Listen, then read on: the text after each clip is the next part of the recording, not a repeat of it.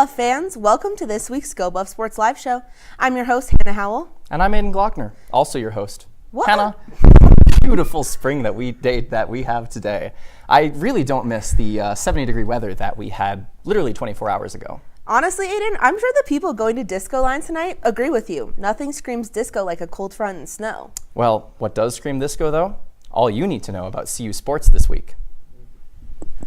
We're seeing green this Friday as one of CU's biggest donors made a record-breaking investment into the athletic department. Longtime donors Jeff Crawford and his wife Orsi committed $6 million to CU athletics over the next 3 years. Half of their gift will go to the newly named George Family Athletic Directors Fund, named for quasi-retired AD Rick George. The other half will be redirected to student athletes through the Crawford's Family Whole program, which started in 2021 to help CU manage the NIL era. Jeff is a real estate giant and CU grad who has long dedicated earnings to the university, but his cash influx on Friday was one of the largest in school history. Marquee teams hate to see the Buffaloes in the transfer portal. Colorado added 4 players, including an all-freshman and a freshman of the year from mid-major programs. The first commit was former Tulane guard and the aforementioned ACC freshman of the year, Michaelin Marshall. J.R. Payne's squad then added the other 3 on Tuesday. The Buffs signed former Big 12 guards K-State's Ania Foy and Utah's Brooke Walker. The final commit was forward Kira Reynolds, who earned all freshman honors with UT Arlington. Alongside those commits, Colorado's largest freshman contributor announced her return. Forward Logan Greer re-signed with the Buffs this week after earning all Big 12 freshman honors. While one Buff stays, another former Buff is moving on to greener pastures. Former forward Jade Masagayo signed a training camp invite with the Minnesota Lynx. She joins another former Buff in guard, Jalen Sherrod. Is Ralphie a Buffalo or a Bison? Well, for the new commit to Colorado, it doesn't matter. The men's team announced that on Friday, Noah Feddersen, a junior from North Dakota State, is leaving the Bison for the Buffaloes. The commitment comes just days after Colorado hosted him on Saturday for an official team visit. Feddersen, entering his senior year, averaged 10 points in the 2026 postseason to help his Bison to a Summit Conference championship. He was also named 6th Man of the Year of the Summit Conference and is shooting a reliable 53% so far in his career. The Wisconsin native stands at 6'10", much taller than me, and is a much-needed pickup at the center position for Tad Boyle and company after some notable departures earlier this month. Another player in the portal, Kendall Sanders, formerly of Utah, will be visiting Colorado early next week. As the school year comes to an end, Buffs have some football news to look forward to, as the theme nights for 2026 football season were released on Wednesday. The season will kick off in style at the home opener against Weber State, where the Buffs will pack the stands in white. From there, the energy builds with a stripe-out matchup against Texas Tech, followed by the Gold Rush celebration and family weekend game against Utah. Later in the season, the team will honor service members with a military appreciation theme during their game against Kansas State. And to wrap it all up, Senior Day against UCF will double as Fan Appreciation Day, giving the program a chance to give back to the fans who bring the spirit all season long. Well, Colorado's good old spring game was last Saturday, and it was filled with more SCO Buffs members than returning players. Coach Prime and company took to Folsom for about an hour to showcase all the bits and pieces it added this offseason. However, a returner will be at the helm in quarterback Julian Lewis. Harrison Simeon had instant takeaways from the day, while Jake Chow and Mason Davis had more on CU's outlook for 2026. Spring, a time to be renewed, and the Colorado Buffaloes feel just that way as the spring game, 4th under Coach Deion Sanders, is complete. A solid day of optimism, some creativity flashed by new offensive coordinator Brendan Marion, some leadership and some speed showed by wide receiver Daniel Scudero, and comfort from the future of the franchise, Julian Lewis, the quarterback. Had great plays today, had a little bit here and there where he could have done more, had some passes batted down, some overthrown balls, but overall he looked pretty good in the system. Didn't show too much of that creativity of the go-go, but you saw the elements of it. You saw the staples, the 2 running backs on his hip, the quick passes, the throws in space, and sort of some solid runs as well from Damian Henderson, but also the defense making some plays as the scrimmage wound down. Mojo Williams, New Orleans native, the freshman cornerback, ended the day with an interception, and that was basically it. It's the glorified practice. You don't want to take anything too hard away from it, but this Buffaloes team looks much more connected than this 3-9 team that we saw last year, and they look much more comfortable around each other. They look to have a lot more fun. They look competitive, and while it may not be a Big 12 title winning team, it's certainly going to be a team that takes steps forward in the right direction to build something for Coach Prime at Colorado. And for the last time at Folsom Field, it's a beautiful day. Got to soak it in. I'm Harrison Simeon for SCO Buff Sports. Welcome into Buff Banner. My name's Jake Chow, joined here with Mason Davis. And we just watched the Buffaloes take Folsom Field in their spring game, Coach Prime's fourth one here in Boulder. And it looked like a pretty good one. Mason, what were your key takeaways from the spring game? Yeah, I think my first and biggest takeaway, Jake, we saw it on the very first play of the game, the new offensive go-go system coming here to Boulder, along with new offensive coordinator Brendan Marion. That first play, that trick play downfield, and then more throughout that first series, we saw speedsters getting into space, short opportunities, but turning it down into more, pushing it down the field, and then eventually setting up that long touchdown, for sure. Yeah, absolutely, and it feels like a bit of an extension of that Pat Shurmur offense that frustrated Buff fans throughout the entire season last year, and we knew it wasn't really living up to its potential. And Brendan Marion coming in, kind of revamping it, and really building it to a skill set that complements the players that are wearing the black and gold this year, like Julian Lewis. We saw him connect with Danny Scudero, who is another guy who will be big for this offense. And that kind of brings me into the second point, and a point that feels great about this team is Deion Sanders hit the transfer portal hard this year. Little continuity from last year. What are a few guys that you're looking forward to who are new in black and gold? Yeah, of course, Jake, in 2026, we're built through the transfer portal. So you touched on Danny Scudero. He's going to be awesome, but also someone like Damian Henderson in the backfield. We saw very good flashes from him in the spring game, navigating behind a new offensive line, navigating into space through defenders, creating big chunk plays. We're hoping to see more of that once the regular season comes around, with a Deion Sanders football program in Colorado that really has never had that much of an established rushing game. I'd love to see more of that and have a nice balanced attack, in addition to Marion's kind of outlet system. And then on the defense side of the ball, we have to mention Mr. Boo Carter coming over from the SEC school in Tennessee. We saw him flying around the field, making big plays, tackles all over, disrupting that offense that Marion's putting out there. But it's good to see that balance and a real statement from the defense, someone new coming over. Yeah, absolutely. And then a guy, I mentioned Danny Scudero, but led FCS in passing or in receiving yards last year. And so he'll be a big addition for this Deion Sanders program. And then also the continuity. A lot of guys from Sacramento State, where Brendan Marion was the head coach, as you mentioned. So it'll be really interesting to see how all of these kind of different skill sets come together and if Coach Prime is built to lead. I know there are some questions, so what's your outlook? What should Buff fans take away from the spring game, and how are you feeling about this coming season? Yeah, at the end of the day, I think it comes down to I'm feeling optimistic. I was a part of Deion's press conference, and he was talking some medical issues, different things he's felt from the program, but I think especially compared to last season where it didn't go well. We saw a 3-9 season, but I think there's real things Buff fans should be excited about because there's change within the program, not just with the players, but with the coaching staff and with that outlook that Deion's putting out in front of the press conference. Even here in the spring, not even far away from the season, there's still much more to build on. And I'm excited to see it because I think there's a lot of potential here. We saw it 2 years ago. They took a little of a gap, but I think we can respond, do better than 3-9, and put out a product that Buff fans will be more happy to see this year. Yeah, absolutely. I think there's many reasons to be optimistic on this Buff squad. But I'm a little worried about Deion. You know, he had some health issues. He said that there's no concern there for him. But I worry a little bit because Buff fans are souring. Some of the narrative that's being created is he being carried by Shedeur and Travis? And I think this is a make-or-break season for Deion. If Buff fans don't see a bowl game, we could see, with the new athletic director, a new football head coach as well. But I agree with you. There's a lot of reason to be optimistic. There's no reason to hit the panic button or even call for Deion's job yet. But one more thing, Jake. I think I was sitting on the sideline. Deion was actually talking to a familiar Colorado face, Aqib Talib.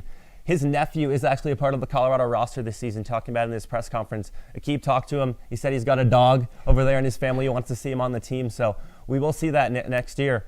And I think that does bring up one more thought to me of 4 years now into this Deion Sanders experiment, you could say, in Colorado. And when he first came over here, it was the talk of the town. It was the talk of America when he first came over here, College game day and everything. So I think there's been a question of, is Colorado still in that national spotlight?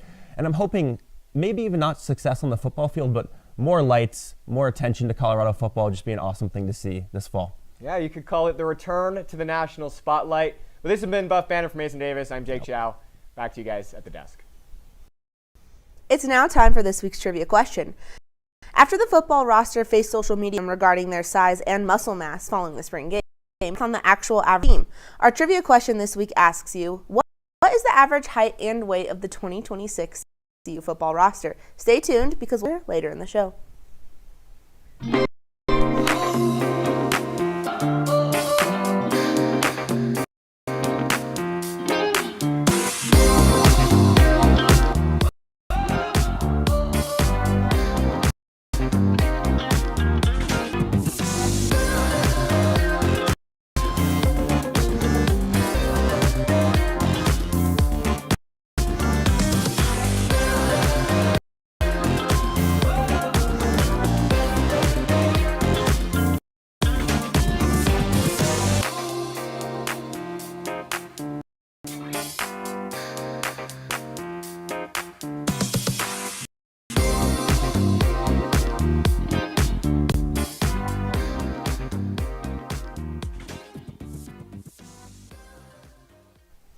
It was another successful team, kicking it off with another win again at home against Cincinnati on Saturday. Senior attacker Maddie Shoup led the game with 5 goals, and junior attacker Rachel Kennedy scored her second consecutive hat trick to carry the Buffaloes 10-5.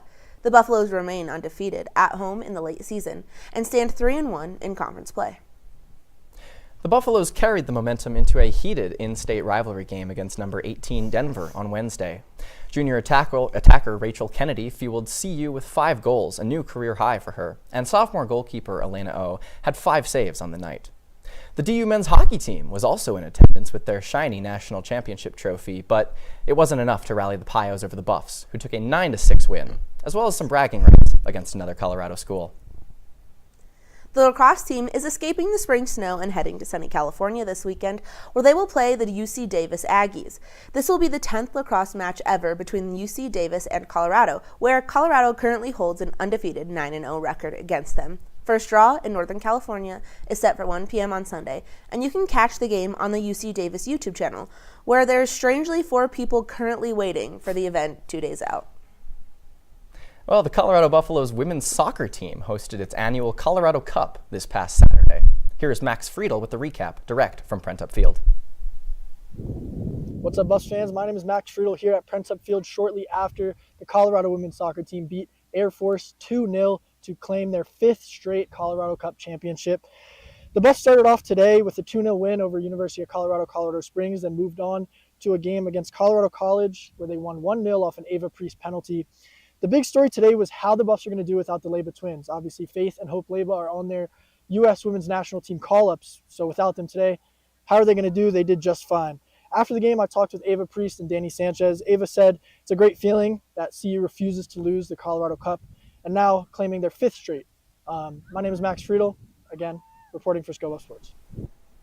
Colorado's tennis season has come to an end.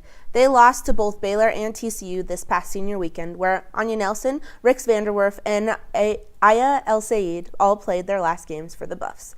The losses solidify CU's spot near the bottom of the Big 12, eliminating them from contention for the Big 12 championship. With the team being ranked 75th, there's also no way for them to make it into the 64-team NCAA championship. The final record for the team was 10-13, going 2-11 in conference play. Our esteemed colleague Colby Wyatt is devastated and already counting down the days until next season. In happier terms, though, the track and field team is traveling to California.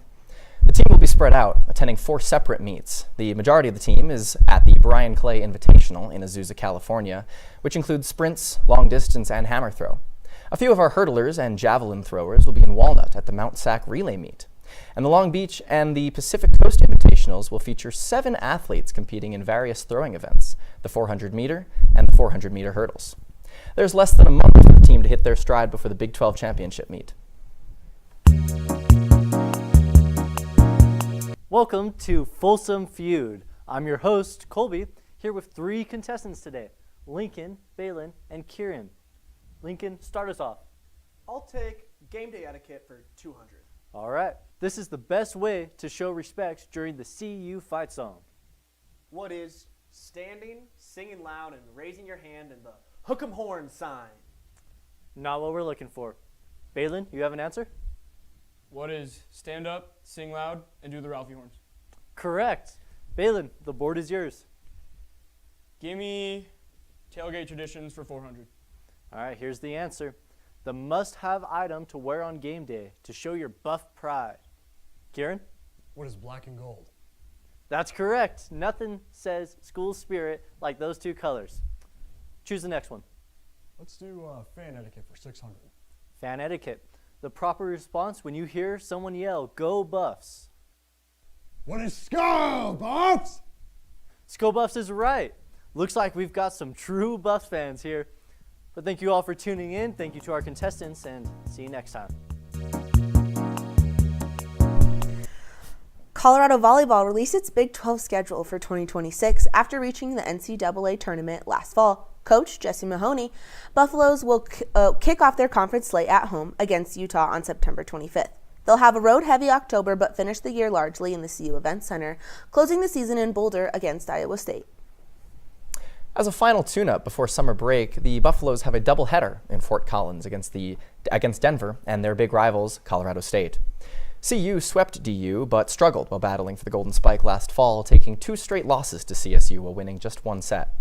It won't count in the history books, but there's never any shortage of intrigue in Rocky Mountain showdowns. First serve between the Buffs and the Pioneers is set for noon, then they play the Rams directly after. The women's golf team has 1 more week to prepare for the Big 12 championship. The first round of the tournament begins on Thursday in Dallas, Texas. The second and third rounds will be played on Friday and Saturday, respectively. The Buffs head into the tournament ranked number 47 in the nation. A strong performance would see Colorado moving on to play in the NCAA Regional, starting on May 11th. The men's golf squad finished 6th out of 9 teams at the Thunderbird Intercollegiate on Saturday. The team shot 8 strokes under par, with junior Brandon Knight leading the way.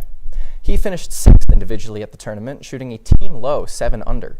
The New Mexico Lobos took home first place in Arizona, finishing 32 strokes under par. The Buffs will be back in action at the Big 12 Championship on April 27th. Men's lacrosse finishes its regular season in the Rocky Mountain Showdown this weekend. The Buffs are 7-8 heading into this weekend's matchup against the Rams, who are 6-9. Both squads are coming off back-to-back losses against number 1 Utah Valley and number 2 BYU. The 2 rivals will face off at Kittredge Field on Saturday at 7 p.m. The game will be aired at the game's conclusion right here on Scope of Sports. Well, the CU Buffs club baseball team lost their Rocky Mountain Showdown series 2-1 against the Colorado State Rams. Sophomore Richie Biberosh came up big in Game 3 with a walk-off home run to lift the Buffs to an 8-5 win. Before that, however, the Rams were able to secure 2 wins to open the series behind strong leadoff hitting from Ryan Lay and 5 strikeouts from pitcher Chase Ambuel. Colorado now looks to host Wyoming. The last time they played, CU swept the Cowboys, and now they're in for another 3-game rivalry series starting tomorrow at 3, right here on Scope of Sports. Men's Division II hockey has a couple players in action this weekend in the Big Mountain Hockey Conference All-Star Game. The conference champions Buffs are sending 12 players to the game in Littleton on Saturday. Freshman phenom Brick Fisher will captain the Frosted Mugs team and is joined by Caleb Allen, Calvin Stone, Connor Smithberger, and David Lefkus. Team Locomotive will have CU captain Isaac Neffs, Gage Perry, Will Hadrick, Dominic Alexandrov, Corey DePonio, and Harrison Smith. The game is set at 4:45 tomorrow and will be streamed live on the BMHC YouTube channel. Hey, Buff fans, I'm Kieran Walker bringing you this week's top 5 plays in Colorado sports. We're going to start off with some Lacs going down to Denver as they took on the Pioneers, number 18 versus number 15 in the country. And Rachel Kennedy right out in front, and she rips it past, ladies and gentlemen. Rachel Kennedy, the senior, having a career high that night, scoring 5 goals, ladies and gentlemen. Number 4, let's go down to the spring game. That's transfer quarterback Isaac Wilson from Utah. And Mojo Williams with an incredible interception, ladies and gentlemen, bringing the mojo on Black and Gold Day here in Boulder last Saturday. Let's go back down to Denver for our number 3 spot. Look out, here comes the senior Lily Assini. She's got it herself. Going past midfield, she has got wheels and she is wide open. Sends it over to Kennedy, back to Assini, and back to Kennedy. Rips it past, ladies and gentlemen, giving the Buffaloes the lead in that third quarter as they took on the number 18 team in the nation right here in Colorado. Let's go back to that spring game for number 2. It's Julian Juju Lewis out on the field, rifling it downfield towards the end zone. And Danny Scudero, the next star wide receiver for Colorado, the new weapon for Coach Prime and the Buffaloes, making an impact on Black and Gold Day. Now for number 1, let's go to the Rocky Mountain face-off in baseball. It's Finn Simone's up to the plate. He bats that one deep into left field, going way back towards the wall. And it's gone, ladies and gentlemen. I can't tell. Did that bounce off the cap of the left fielder? I don't know, ladies and gentlemen, but nonetheless a great play, a homer for Finn Simone's in the Rocky Mountain face-off as the Rams came into Boulder. That's all I've got for you this week here on Scope of Sports. I'm Kieran Walker, wishing you a wonderful weekend. Here we see Xavier McNevitz working on his reader for the live show. If we didn't have these readers done by Thursday night, chances are we would not be airing this show right now. Be like Xavier. Get your readers done. And don't forget to click save so that you don't lose any of your hard-earned work. Hi, I'm Colby here with this week's Rapid Fire. Now, if you missed last weekend's amazing baseball broadcast, you can at least watch this weekend's series. The club baseball team is hosting Wyoming starting tomorrow at 3 and then Game 2 at 7 before they finish the series on Sunday once again at 7. And the volleyball team is in Fort Collins with a spring version of the Rocky Mountain Showdown. They begin tomorrow at 11 a.m. And speaking of the Rocky Mountain Showdown, the club Lax team is hosting the Rams tomorrow at 7 on Kit Field. And finally, the track and field team is off to warmer weather, competing at 4 different meets throughout California: the Mount Sac Relays, the Long Beach Invitational, and the Pacific Coast Invitational. But the majority of the Buffs will be at the Brian Clay Invitational in Azusa. That is all for Rapid Fire. My name is Colby, and back to you at the desk. It's now time for the answer to this week's trivia question. Earlier, we asked you what the average height and weight of the football team is. The answer is, drumroll please, 6'2" and 226 pounds, with its tallest player being 6'8", Leon Bell, and its heaviest player being Chauncey Gooden, who weighed in at 380 pounds. The combined height and weight compared to last year's average would have still been good for top 7 in the Big 12, far from the smallest. Our tweet of the week comes from CU's football main account. Following ridicule over the team's alleged lack of size, new photos reveal Julian Lewis and more took it personal. And by personal, we mean steroids. Look how buff these Buffs are, finally putting the big in Big 12. Come week 1, Georgia Tech won't stand a chance. Well, just like we're ending the semester here at CU, so too are we wrapping up these live shows at ScoBuff Sports. But next week, we have a very special episode, and that is our final show of the year, and most importantly, our senior send-off. And personally, I'm excited to hear all the kind words about me from the rest of the club. And I can't wait to cry while I'm recording my send-offs to you all. Unfortunately, our time together today has come to an end. But, as always, you heard it here first.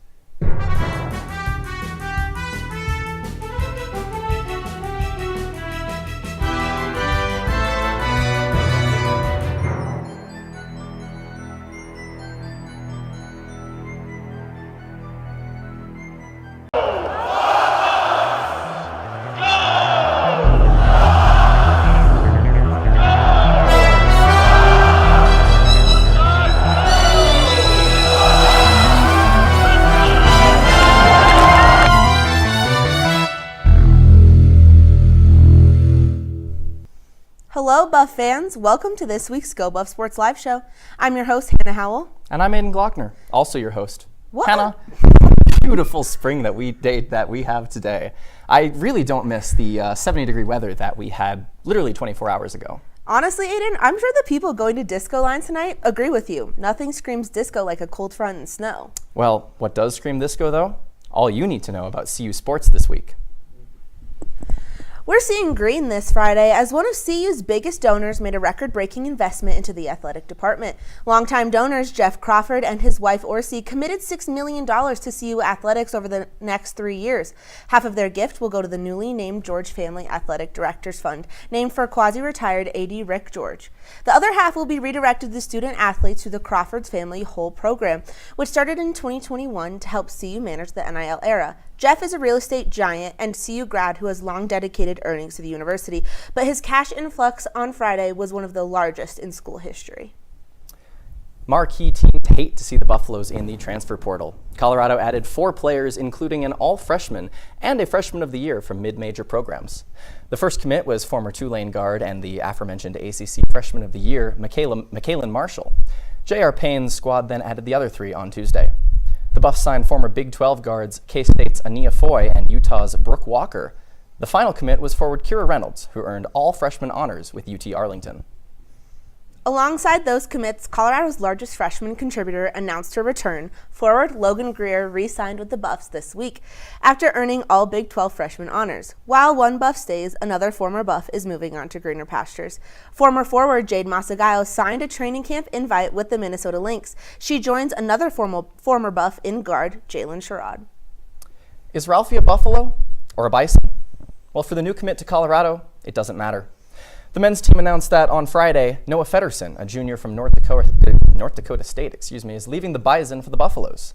The commitment comes just days after Colorado hosted him on Saturday for an official team visit. Federson, entering his senior year, averaged 10 points in the 2026 postseason to help his Bison to a Summit Conference championship.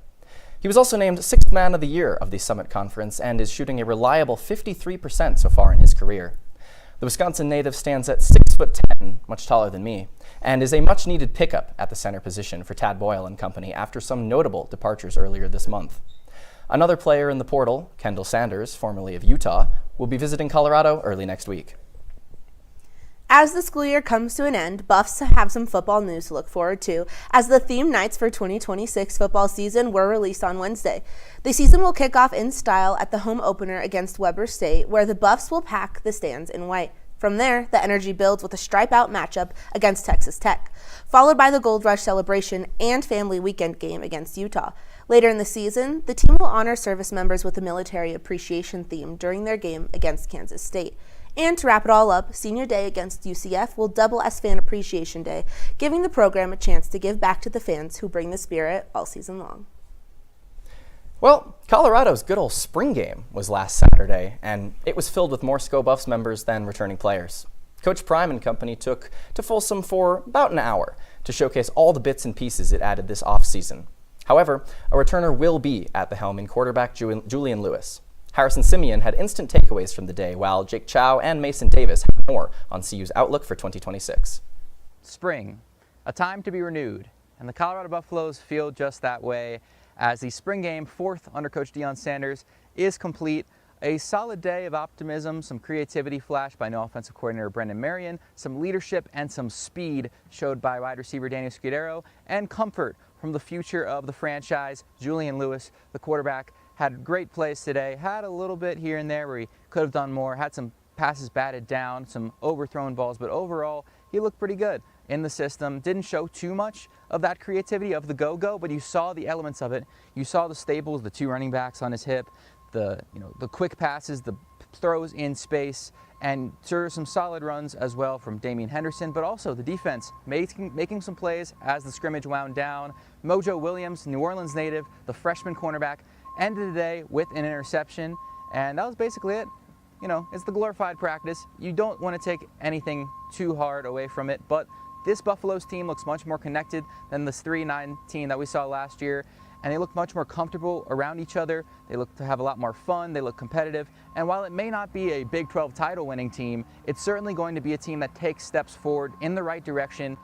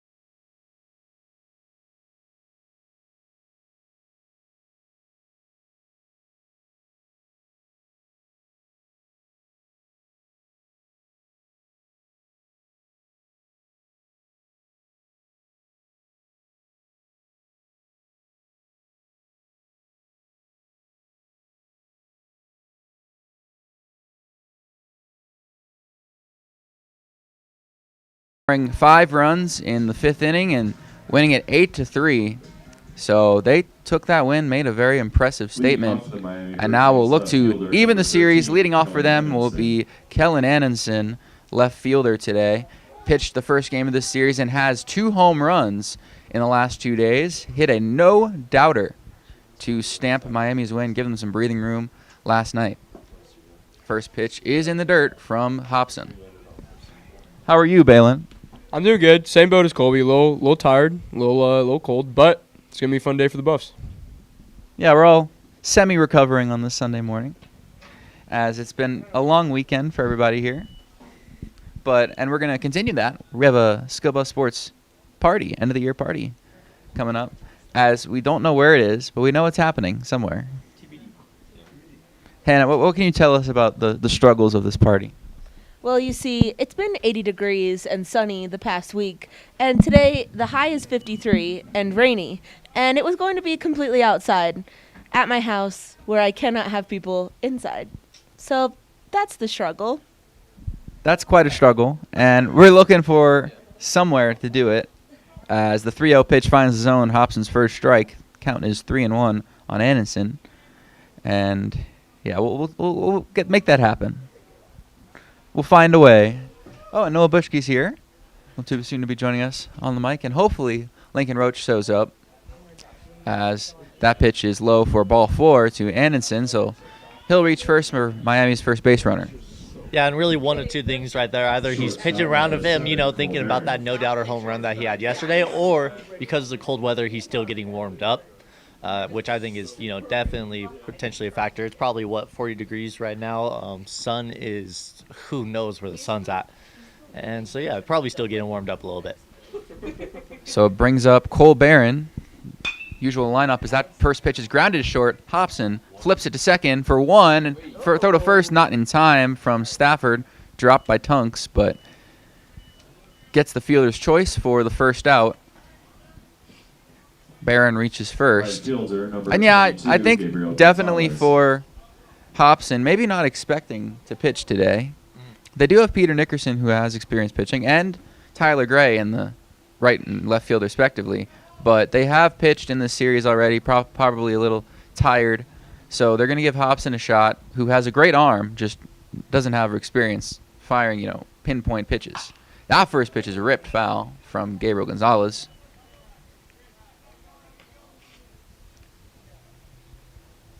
Yeah, and he got kind of lucky there. He placed that pitch on the inside part of the zone, and that's really what caused the batter to pull it foul. If that was just a little more on the plate, that definitely would have been a down-the-line double. So 0-1 pitch, one out here in the first. Misses away. Looks like there is a player for the Buffs showing up. If I had to guess, I would say that's Salvador Timpani, He's outing him just like that. who did start yesterday. Or maybe it's Chase Ambuel. We're trying to determine it right here. It's a player. The Buffs need him. It's Chase Ambuel, so he'll slowly walk towards the dugout, potentially.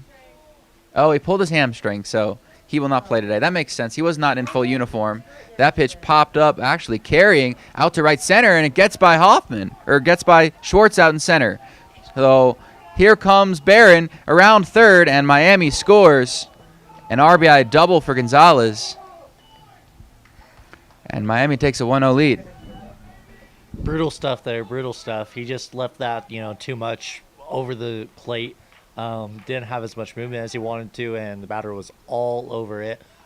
Schwartz out there in center kind of misread the ball a little bit. He kind of took an awkward route to get there, which allowed the ball to get past him and allowed the double to happen.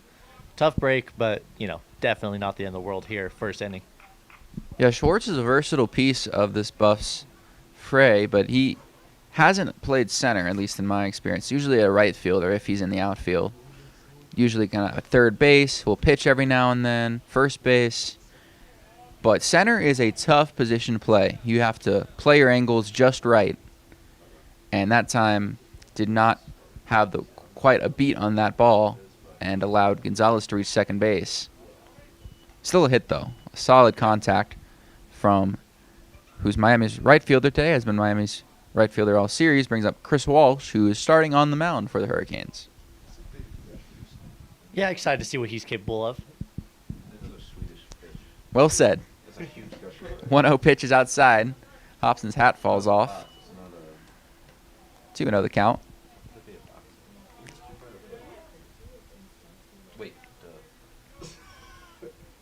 So no Chase Ambule today, though. Based off. Eggo waffles. Oh wait. What's up with the Eggo waffles? What's So up? in the dugout right now, I see a 10-pack of Eggo waffles. Those are buttermilk. I get those a lot at Keen Supers, like pickup orders. Really popular. I guarantee you $10 they got that for $5.94 at Keen Supers on 30th Street. Grounded to short. Backhanded as Hoffman throws hard and gets the out at first. Oh no, he's safe. Came off the bag. Was Tongues. So Walsh is safe. But gotta admit, it's 10 a.m. first pitch. Gotta have some breakfast. Most important meal of the day. What's your favorite breakfast, Nick? Anything, any kind of cereal. Sometimes my stomach isn't really warmed up yet. Like I can't really have. I'm that way too. Sometimes I'm like really sensitive to smells, or I'm sensitive to acidity of food. So nothing's more safe to eat than milk and some cereal, because my stomach needs to warm up to like the acidity and the smell of stuff. I feel that 100%. I'm sort of the same. I was not a breakfast person in high school. As Cesar Pavone steps up for Miami, swings at the first pitch for a strike. The catcher today. And yeah, no, I'm not a breakfast guy. I'll have a waffle or pancakes if we have it, like it's on hand and it's ready. Like, I don't know. But Balin just suggested Eggos with peanut butter, but that pitch skips away from Smith, and Gonzalez scores. It's 2-0. Walsh up to second. A wild pitch from Hobson, definitely trying to settle in still, and Miami takes advantage. It took a long time for a pass ball in Game 1 and Game 2 of yesterday, but that was, dare I say, the first one, and we're only in the top of the first. CU's pitching was a lot cleaner at the gate in their Game 1, 2, and 3. So yes, as I mentioned, Hobson, his first career start due to the abridged roster today for the Buffs. That pitch low for ball 2. We have a hoodie under a jersey here. Yeah, Cole Wayne at third. Oh, I was talking about the batter. Oh, yes. Pavone doing the same. It's really chilly out. I don't blame him. From Miami, definitely an adjustment. Yeah. But still, I mean, they impressed yesterday in the cold to get that win. I would say that was the coldest of the 3 games we've had here of the series. Even Friday night wasn't too bad. Yeah, no, you're definitely right. As our in-house meteorologist, last night's was the coldest, but this one beats last night. So, yeah, definitely the coldest here so far. So as our in-house meteorologist, what are the chances that we have this party? As a throwback to second, nearly tagged out Walsh. As Quinn is in the booth. How you doing, Quinn? I'm doing well. How are you? I'm good. Solid. He's tired and cold, like everybody else, on this Sunday morning. 3-1 pitch is hammered down the left field line. That's a fair ball. It will bring Walsh home. And Hobson's getting knocked around a little bit here out of the gate. Miami scoop into a 3-0 lead. Definitely a interesting celebration at second base. And that's actually a lot of fun. Not for Colorado fans, but just in baseball, that's a lot of fun because he had to expand his zone. That was, above the letters. He went up there, swung at it, and that's one of those hits that just feels amazing because you get all of it, send it down the line for just a textbook double. And no surprise here, they're going to have a conversation with only 1 out on the board. Yeah, not sure if Hobson was just cold there, had to blow into his hands, but getting a mound visit from Coach T. Infield will converge as Miami has jumped out to a 3-0 lead. We'll bring up David Del Pino, the third baseman today next. It's been tough for Hobson to really find the zone, and when he does, he gets hit hard. So it's going to be interesting to see how the Buffaloes can respond with the short roster. We'll see if they actually did mention Gasco might get an at bat, even though he has a full arm cast right now.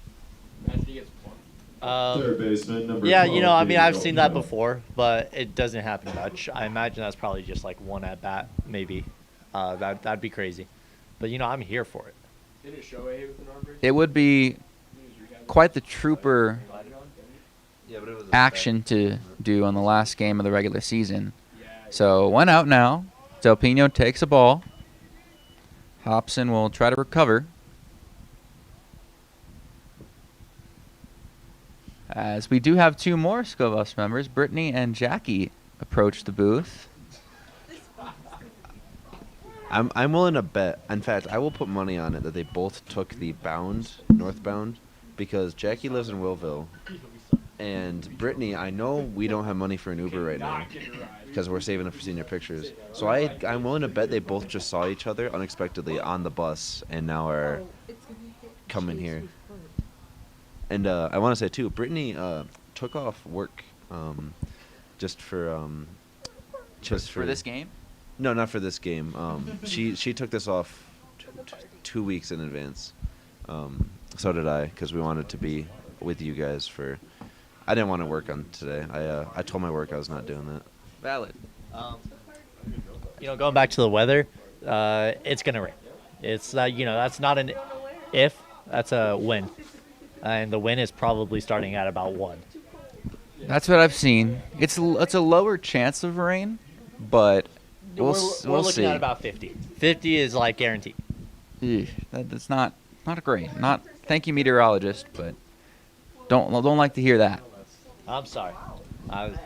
Well, meanwhile, the count's 2-2. Pavone advanced on a wild pitch to third, so 1 out here, a chance for Miami to get another, and that is low for ball 3. Del Pino in a full count. I asked my mom if we can get over there in time. We are welcome to stay and party at my place in Dalton, Massachusetts, where it is 70 degrees and sunny. So if we can get out there. That sounds delightful. Yeah. Full count pitch popped up and will carry him out of play, crashing with some sort of fencing. But I would love to make a day trip to Dalton, Mass. Yeah, it's one of the few days in the year where it is actually colder here. It's actually colder in California today than it is in Massachusetts. And usually I'm envious of California's weather, but today, not today. So that pitch misses up and away. Del Pino will reach on the walk. Not the worst thing in the world for Colorado, as sets up a double play situation again for Logan Carter. Yeah, if he's going to get back into this game, he just needs to, it looks like he's taking a breath right here. That's a good first step. Second step would be just, making sure you're on the same page with the catcher and then just taking your time and focusing on location. Really, if you have to take a couple miles per hour off your pitch, just make sure you're hitting those spots. I think the biggest thing right now is he has not generated a swing and miss so far as the runner goes, but he had him picked off. Tunks will just hang on to it. Hobson's giggling. Umpire will point to Pavone and will award him home, so looks like that was a balk as he tried the pickoff move. Obviously not accustomed to the entire rule book with that. And now Miami's up 4-0. That was weird. I'm not going to pretend to know exactly why that was called a balk, because runner took off and he must have started his motion home and then changed his mind mid-motion would be my expert guess. Yeah, that's what it looked like from up here. It could have been. I think it was a little bit of a ticky-tack call, especially considering Hobson's learning. He's got to learn on the job a little bit today. Well, umpires don't give way to new kids, you know what I mean? That's fair. Definitely got to abide by the rules as that pitch is high again, and it's 2-0. Del Pino stands at second. Carter, the center fielder today for Miami, one of their better fielders, did pitch in this series as well and has had his fair share of hits. 2-0 is popped up. Will get right on top of us. Oh, my God. Oh, my goodness. Hey, a ball finally made it into here. Hey, after 4 years, a ball finally bounced into the press box, right into Colby's lap. I can't believe that just happened. A little embarrassing for me to admit, but Harrison just saved my life. We gotta give it back? Oh, we didn't even get a picture with it. That's It sad. didn't come up. We should have said it didn't. Well, probably don't have too many balls today, so that's fair. But we could not quite capture the moment. But it did deflect up from the bleachers, off the little roofing of the press box here, and then bounced again, basically right to Colby. And I snagged it just in time. It would have killed him. Yeah. Instantly. Yeah, it was close. I wouldn't have been able to make the party. So, and with finals week coming up, I want to be there for my finals. So really, thank you. Not the party? That was the first thing I said. Oh, I missed that. My bad. That's all right. I'll forgive it since you saved my life. So, meanwhile, Carter draws a walk. We're listening to the replay of the ball bounce in there. That's so great. You can hear it clangle around You can hear all of us too. Listen. as Rico takes a strike. They're all like looking over here. Pretty much the only strikes today have been foul balls.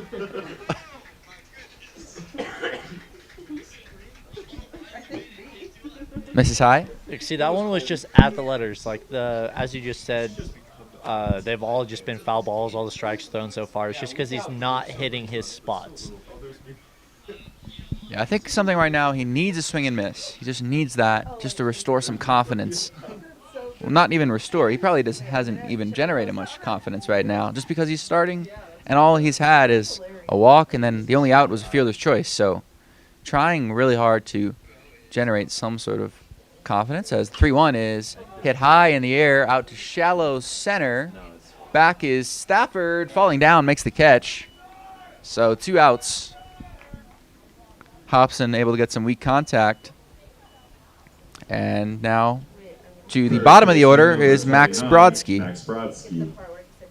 Another hoodie under the jersey, so that's fun.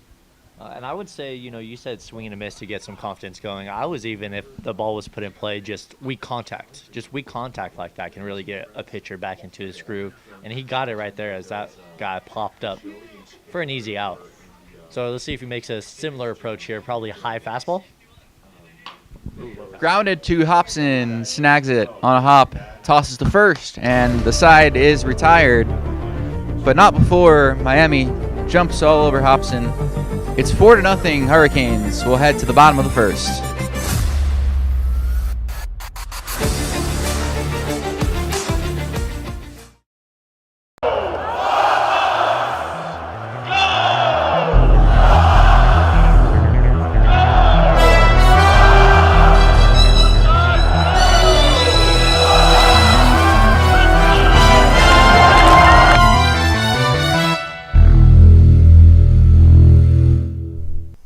Hello, Buff fans. Welcome to this week's Go Buff Sports Live Show. I'm your host, Hannah Howell. And I'm Aiden Glockner, also your host. What? Hannah, beautiful spring that we have today. I really don't miss the 70-degree weather that we had literally 24 hours ago. Honestly, Aiden, I'm sure the people going to disco line tonight agree with you. Nothing screams disco like a cold front and snow. Well, what does scream disco, though? All you need to know about CU sports this week. We're seeing green this Friday as one of CU's biggest donors made a record-breaking investment into the athletic department. Longtime donors Jeff Crawford and his wife Orsi committed $6 million to CU athletics over the next 3 years. Half of their gift will go to the newly named George Family Athletic Directors Fund, named for quasi-retired AD Rick George. The other half will be redirected to student athletes through the Crawford's Family Whole program, which started in 2021 to help CU manage the NIL era. Jeff is a real estate giant and CU grad who has long dedicated earnings to the university, but his cash influx on Friday was one of the largest in school history. Marquee teams hate to see the Buffaloes in the transfer portal. Colorado added 4 players, including an all-freshman and a freshman of the year from mid-major programs. The first commit was former Tulane guard and the aforementioned ACC freshman of the year, Michaelin Marshall. J.R. Payne's squad then added the other 3 on Tuesday. The Buffs signed former Big 12 guards K-State's Ania Foy and Utah's Brooke Walker. The final commit was forward Kira Reynolds, who earned all freshman honors with UT Arlington. Alongside those commits, Colorado's largest freshman contributor announced her return. Forward Logan Greer re-signed with the Buffs this week after earning all Big 12 freshman honors. While one Buff stays, another former Buff. Back for the bottom of the first, Rowan Hobson, after a long first inning on the mound, will bat leadoff for Colorado. Definitely some tired arms early, but he'll gut it out, to be followed by Nathan Hoffman, Nathan Tonks, Cole Wayne, Elon Schwartz, Judd Stafford, Bryce Smith, Tyler Gray, and Peter Nickerson, all facing Chris Walsh of Miami starting on the mound. Harrison, I got a trivia question for you. You ready? Leading off for the Colorado Buffaloes pitcher, Are there more? 31, Rowan Hobson. Thank you, Connor. Are there more people in the Buffs dugout that are active and playing, including substitutes, or SPS members in this press box? Ooh, I think it's slightly the Buffs, but like that's a close. Yeah, I'd have to maybe do a little head count real quick. There's 11 people. There's in 11. Here. You don't know. There's 11 in here. So I see 1, 2, 3, 4. I believe it's 12. 12 was the number that I counted.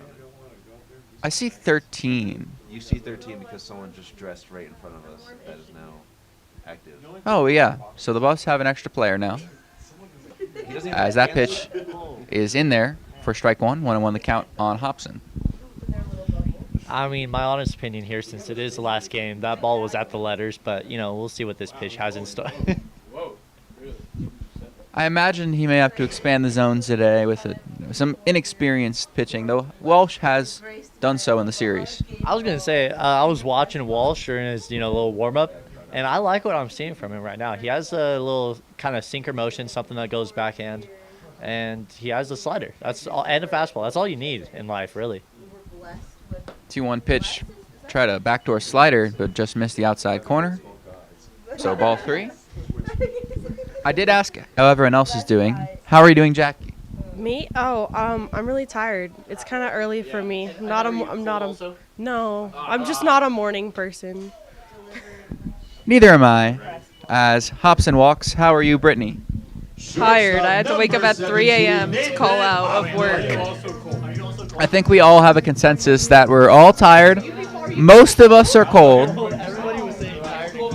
Brings up Nathan Hoffman. I have to agree. I also had to get up with her at 3 a.m. That alarm woke me up too. And I had to get up at 8 just to get this stream ready. So I had to get up an hour before most people and come here, and it was just not fun. I was playing the show last night, and I did all the spotlight challenges, so yeah.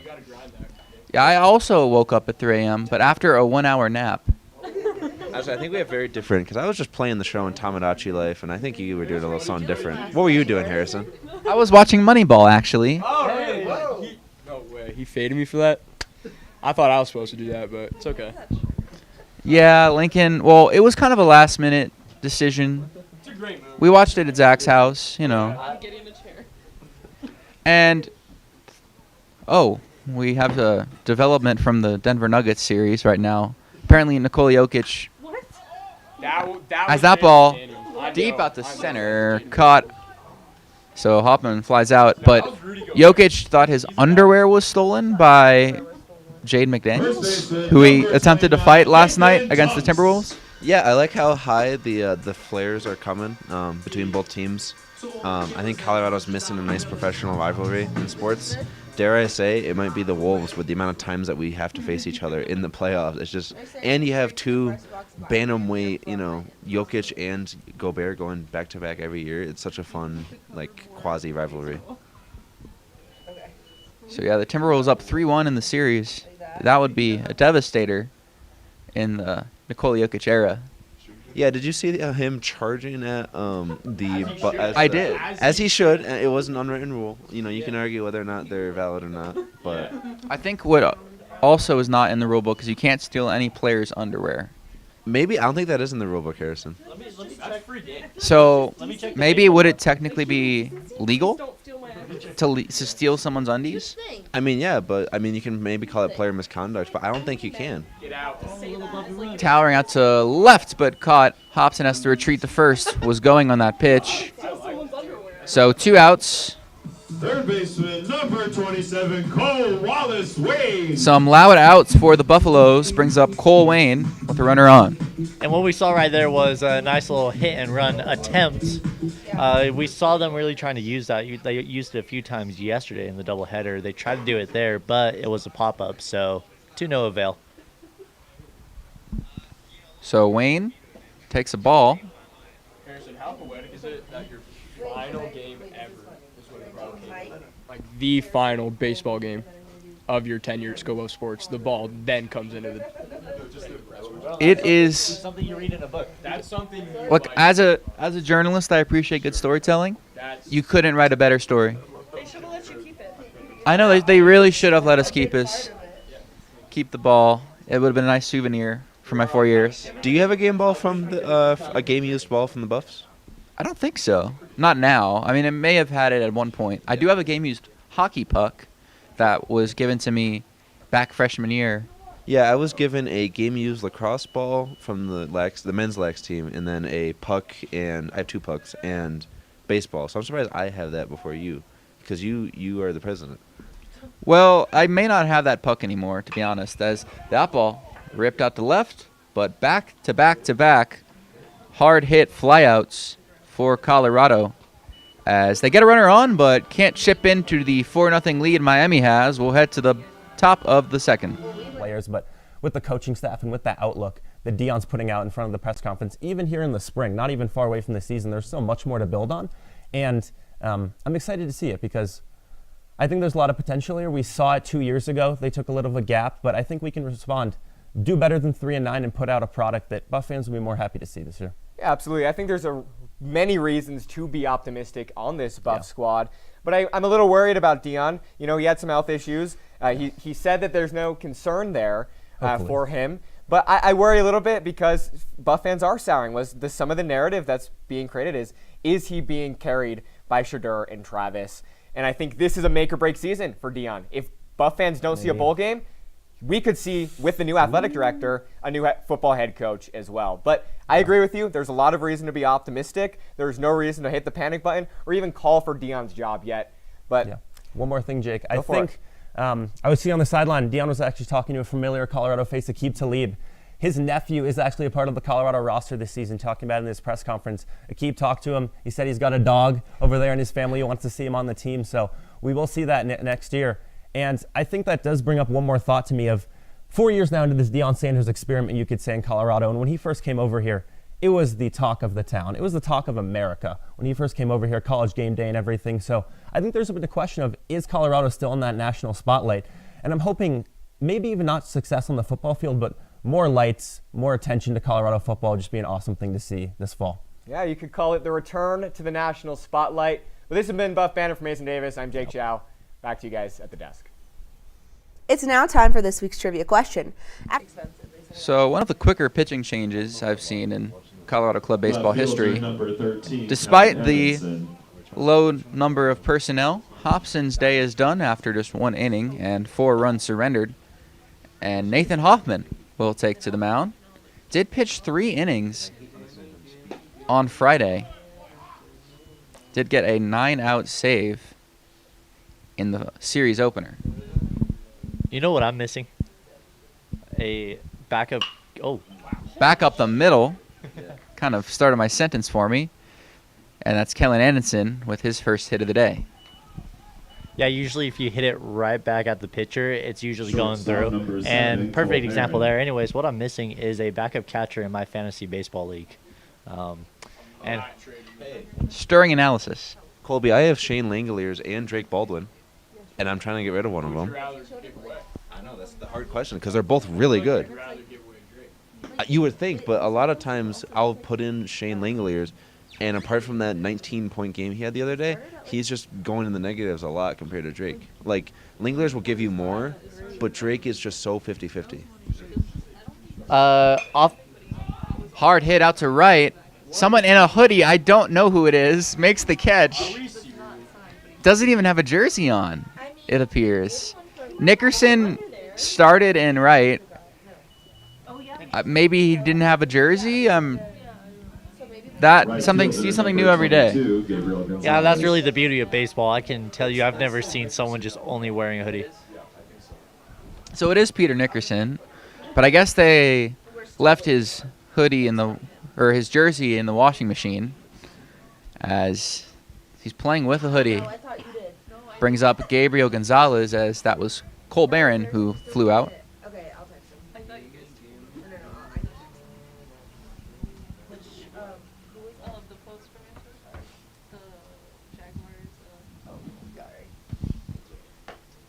Pitches up and away to Gonzalez.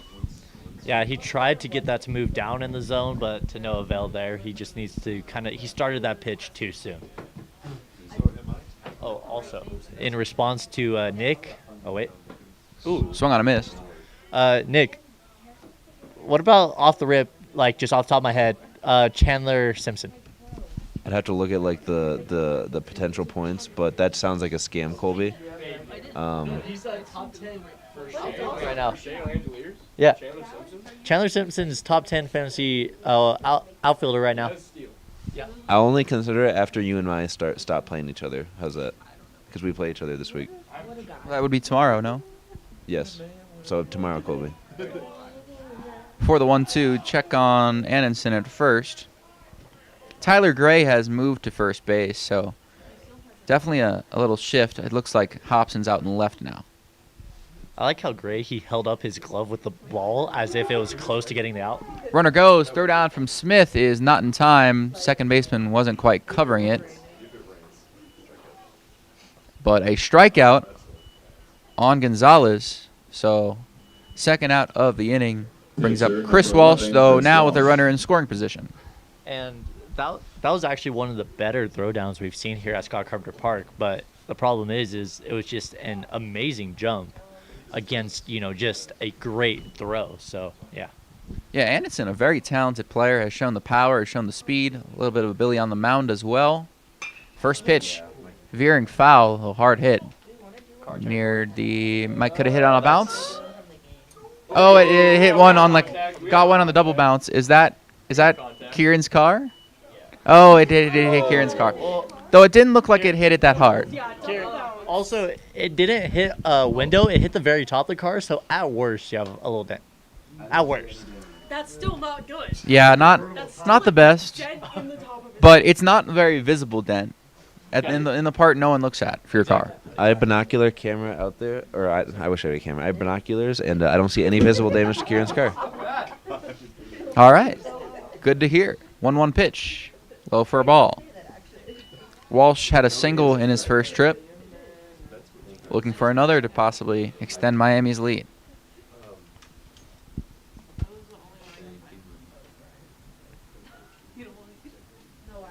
Buffalo's looking to finish the series strong, though Miami has another run after that hit into right. Nickerson will throw it.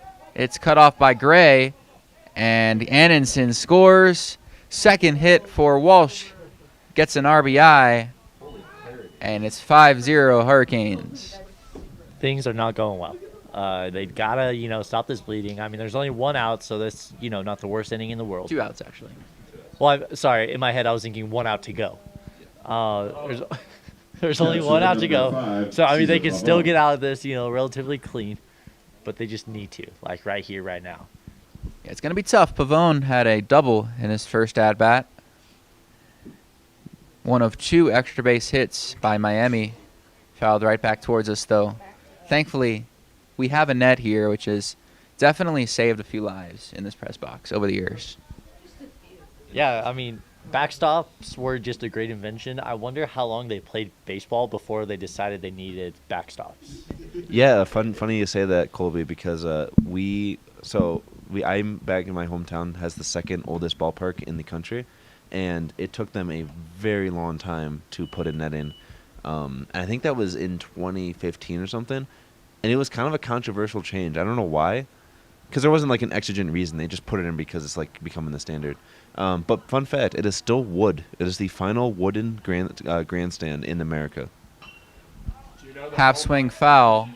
I do have a development from the comments right now. We do have, who I believe is a Colorado State fan, in search of Sean McGinnis, Max McGinnis's dad, who definitely had a little bit of a heated discussion in the Colorado State series in the comment section of our live stream. Yeah, that was game 1, which wasn't my jurisdiction. Games 2 and 3 were, so Swung on and missed. Hoffman gets his second strikeout of the inning, though Miami adds one more. To the bottom of the second we go, 5-0 U. Shooting a team low 7 under. The New Mexico Lobos took home first place in Arizona, finishing 32 strokes under par. The Buffs will be back in action at the Big 12 Championship on April 27th. Men's lacrosse finishes its regular season in the Rocky Mountain Showdown this weekend. The Buffs are 7-8 heading into this weekend's matchup against the Rams, who are 6-9. Both squads are coming off back-to-back losses against number 1 Utah Valley and number 2 BYU. The two rivals will face off at Kittredge Field on Saturday at 7 p.m. The game will be aired at the game's conclusion right here on ScoBuff Sports. Well, the CU Buffs club baseball team lost their Rocky Mountain Showdown series 2-1 against the Colorado State Rams. Sophomore Richie Bibarosh came up big in Game 3 with a walk-off home run to lift the Buffs to an 8-5 win. Before that, however, the Rams were able to secure 2 wins to open the series behind strong leadoff hitting from Ryan Lay and 5 strikeouts from pitcher Chase Ambuel. Colorado now looks to host Wyoming. The last time they played, CU swept the Cowboys, and now they're in for another 3-game rivalry series starting tomorrow at 3, right here on ScoBuff Sports. Men's Division II hockey has a couple players in action this weekend in the Big Mountain Hockey Conference All-Star Game. The conference champions Buffs are sending 12 players to the game in Littleton on Saturday.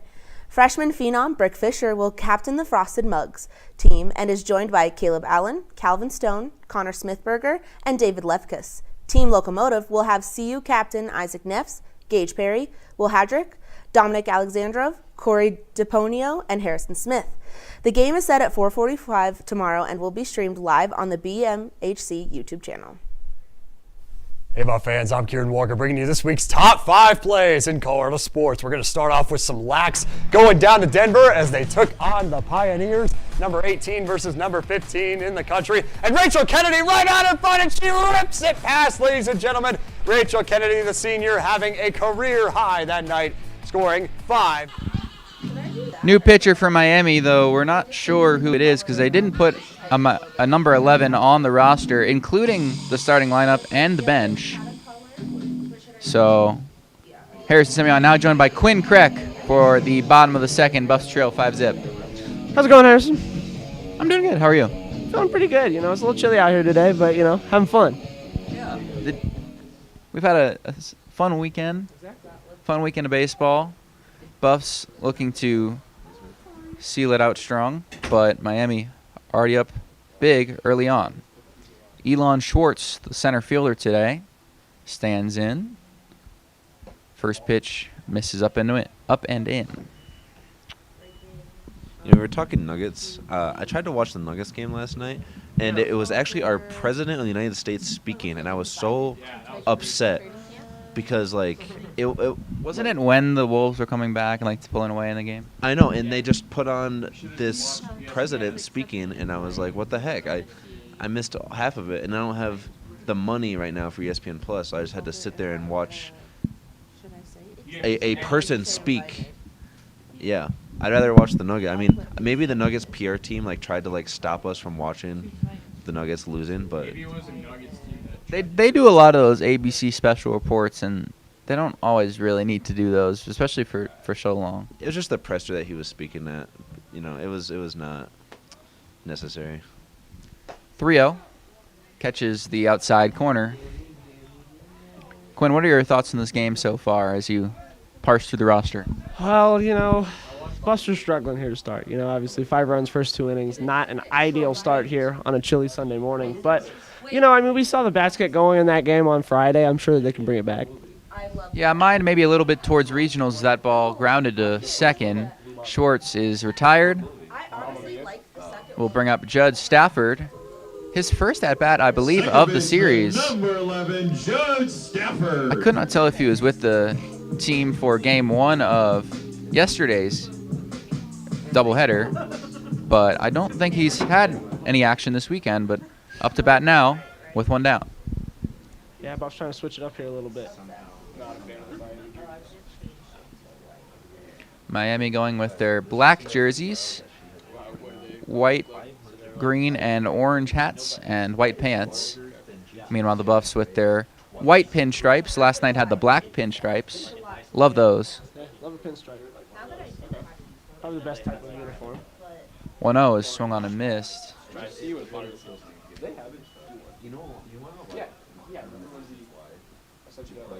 moved up in the world and got a microphone since I was last year on Yeah, Friday. you were here when we were just talking into the laptop microphones, but we now have one. Oh.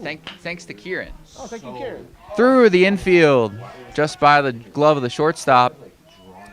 And Stafford is on. Cole Barron just couldn't snag it.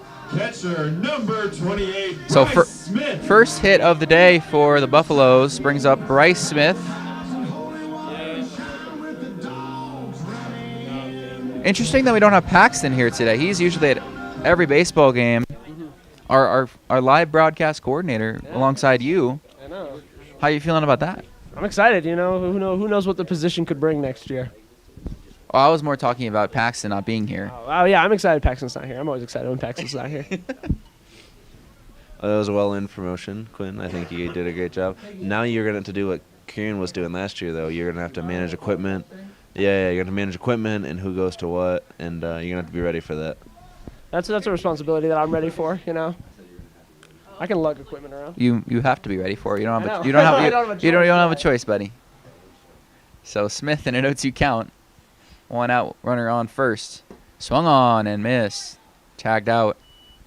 So first strikeout by a Miami pitcher today. Left fielder number 20, Tyler And now Gray. it'll be Tyler Gray, who I haven't seen bat ever. Always a pitcher. But definitely not the most expansive roster today for the Buffs.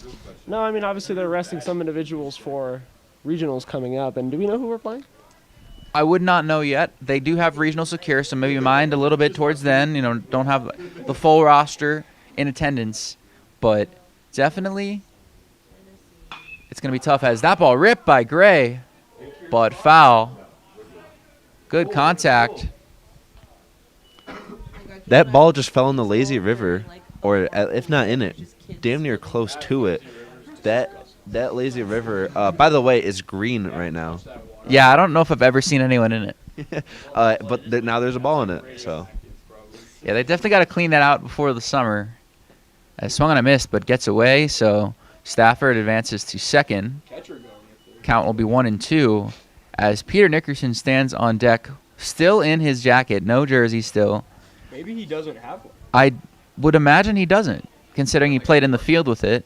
But it's like, yeah, a full parka, like, seems like a nice little windbreaker type thing.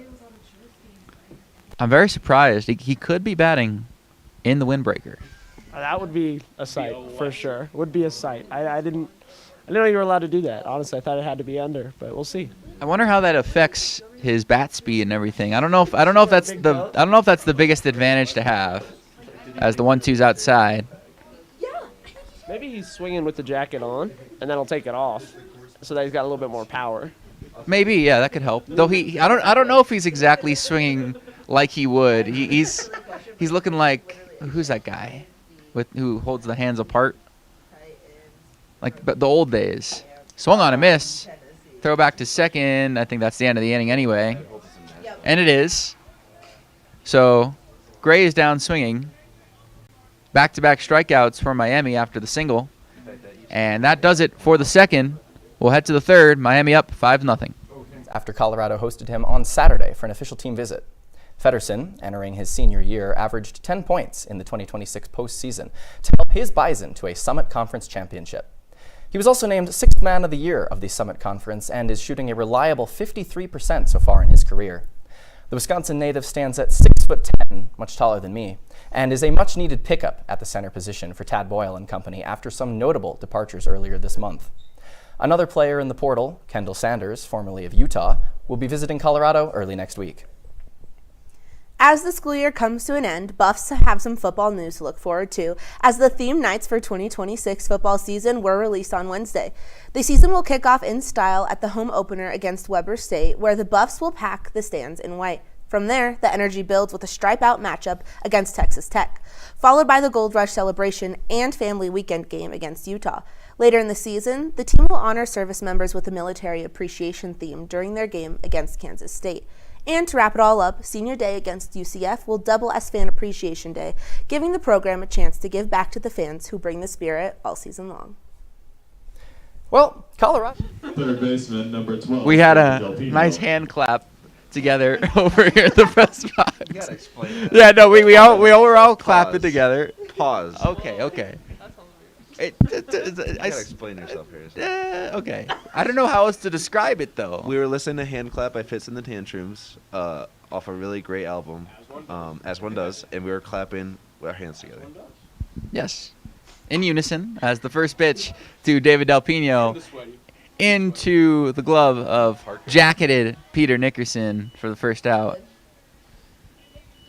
Harrison, what do you think the scariest walk-up song fielder, or number genre 1, of Logan song Carter. is to walk up to? Like, if you're an opposing pitcher, because I think about this. Like, do you think it's country or like Latin pop, or is it more like an ironic song? Like, I don't know. Like, you know, when someone plays like Katy Perry or something, you know, like a song that's like an anti-walk-up song.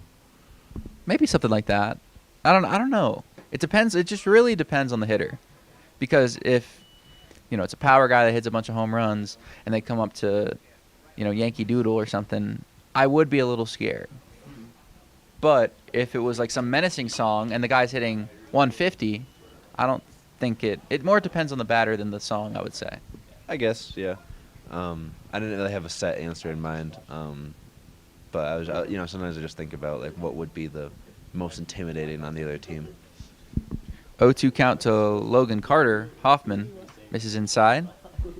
I want to point out that Cole Wayne has the cleanest top that he has ever worn and the dirtiest pants that I've just ever seen. I noticed that. For a second, I thought he was wearing different pants than the usual jersey. It's just he's got the nice fresh jersey, but not the pants.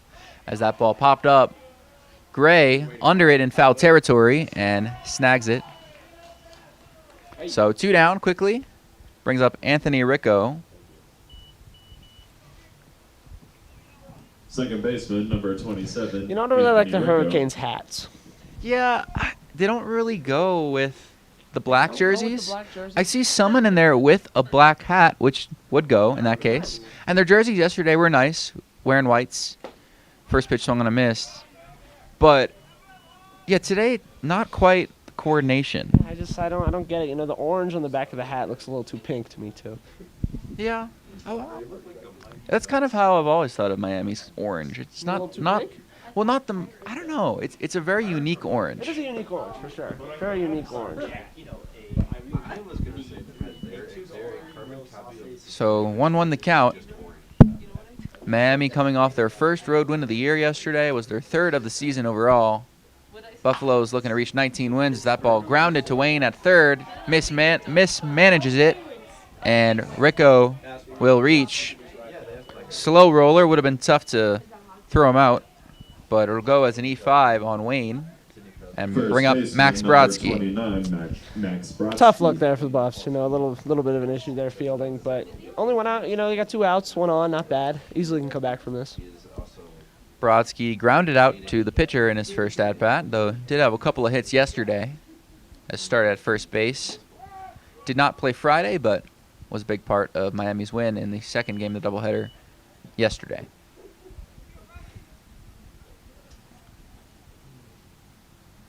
Hoffman looks in. We have probably the most quiet the press box has been all day. As that pitch misses high.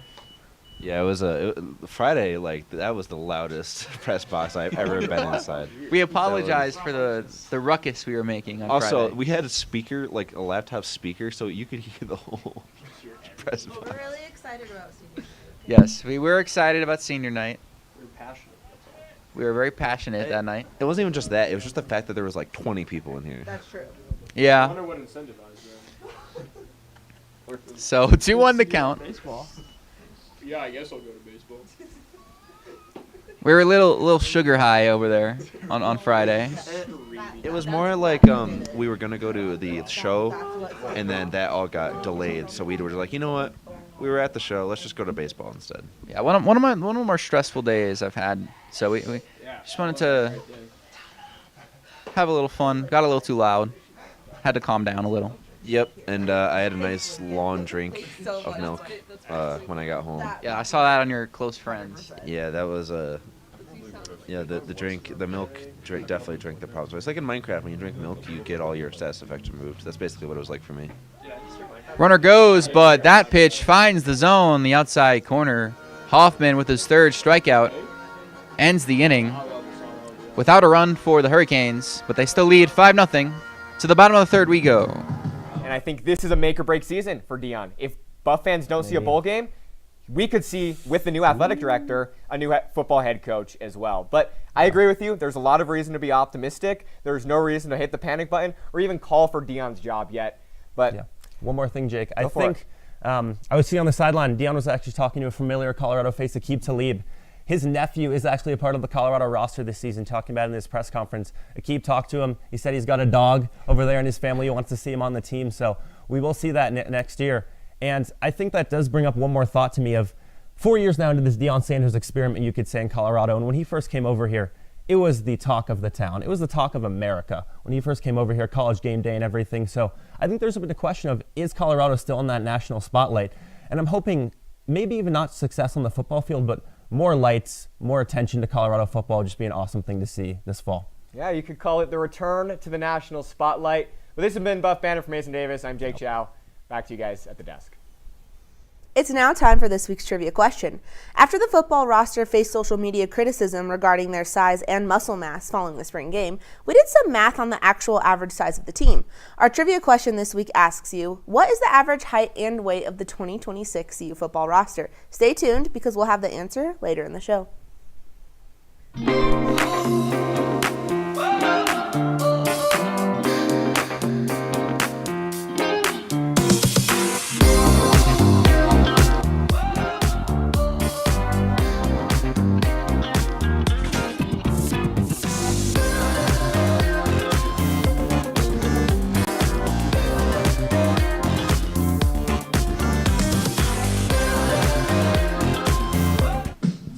So, jacketless Peter Nickerson will stand in. Unfortunate that we didn't get to witness that. Yeah, a little, not surprising for sure. You know, I didn't 100% think he was going to do it, but he was I was looking standing forward to on it. deck with it. True. That definitely let us on a little, and was in the field with it on. Yeah. Swings and misses at the first pitch. Buffs down 5-0. Miami up big, trying to even the series at 2. The 1 4-game series, all played at home here at Scott Carpenter Park, as that ball fouled off the pole behind us and ricochets towards the batter's circle. Sounded like a gong. A little bit. We did have that. Were you here with the gong discussion of my old high school? About you getting robbed of the gong. Yeah, I did not. Never got to bang the gong that my high school did every week. The gong, Balin. The gong, Balin. 0-2 outside. Does that mean something else? Oh, that's Colby's dad. Well, everybody else got to. And not me. I followed him back. It's messed up. I know, really messed up. You should go back. I should go back just to Please bang let the me gong. Bang the gong. Come on. You should come with me. I will. I'll go to Louisiana. I'm the one on the left. You're this one? Yeah. So Nickerson, right fielder today, in a 1-2 count, swing and a miss. He's down. Third straight strikeout for Miami. Back to the top of the order now. Rowan Hobson will stand in.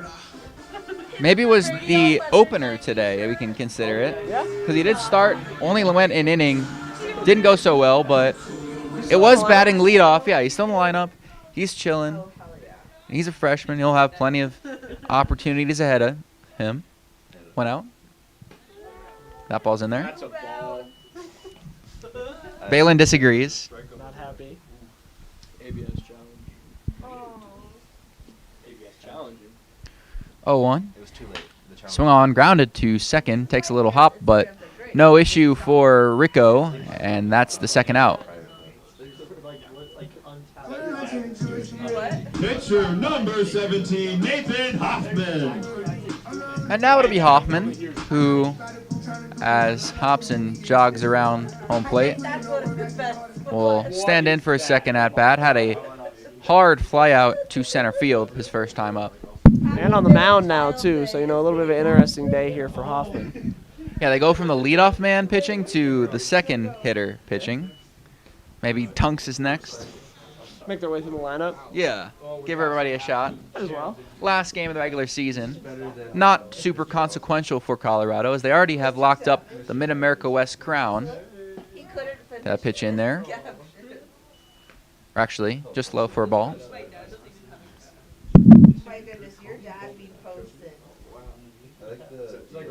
Colorado 9-3 in Mid-America West play. Won the big series over Air Force. Colorado State definitely in a down year this time around. We'll have to wait. Sometimes the NCBA roster doesn't always, or website doesn't always update the games promptly. But we can assume that with a 9-3 record, Colorado can start packing their bags for regionals. They are 18-9 on the season after yesterday's loss, though picked up 2 wins, both yesterday early afternoon and Friday night.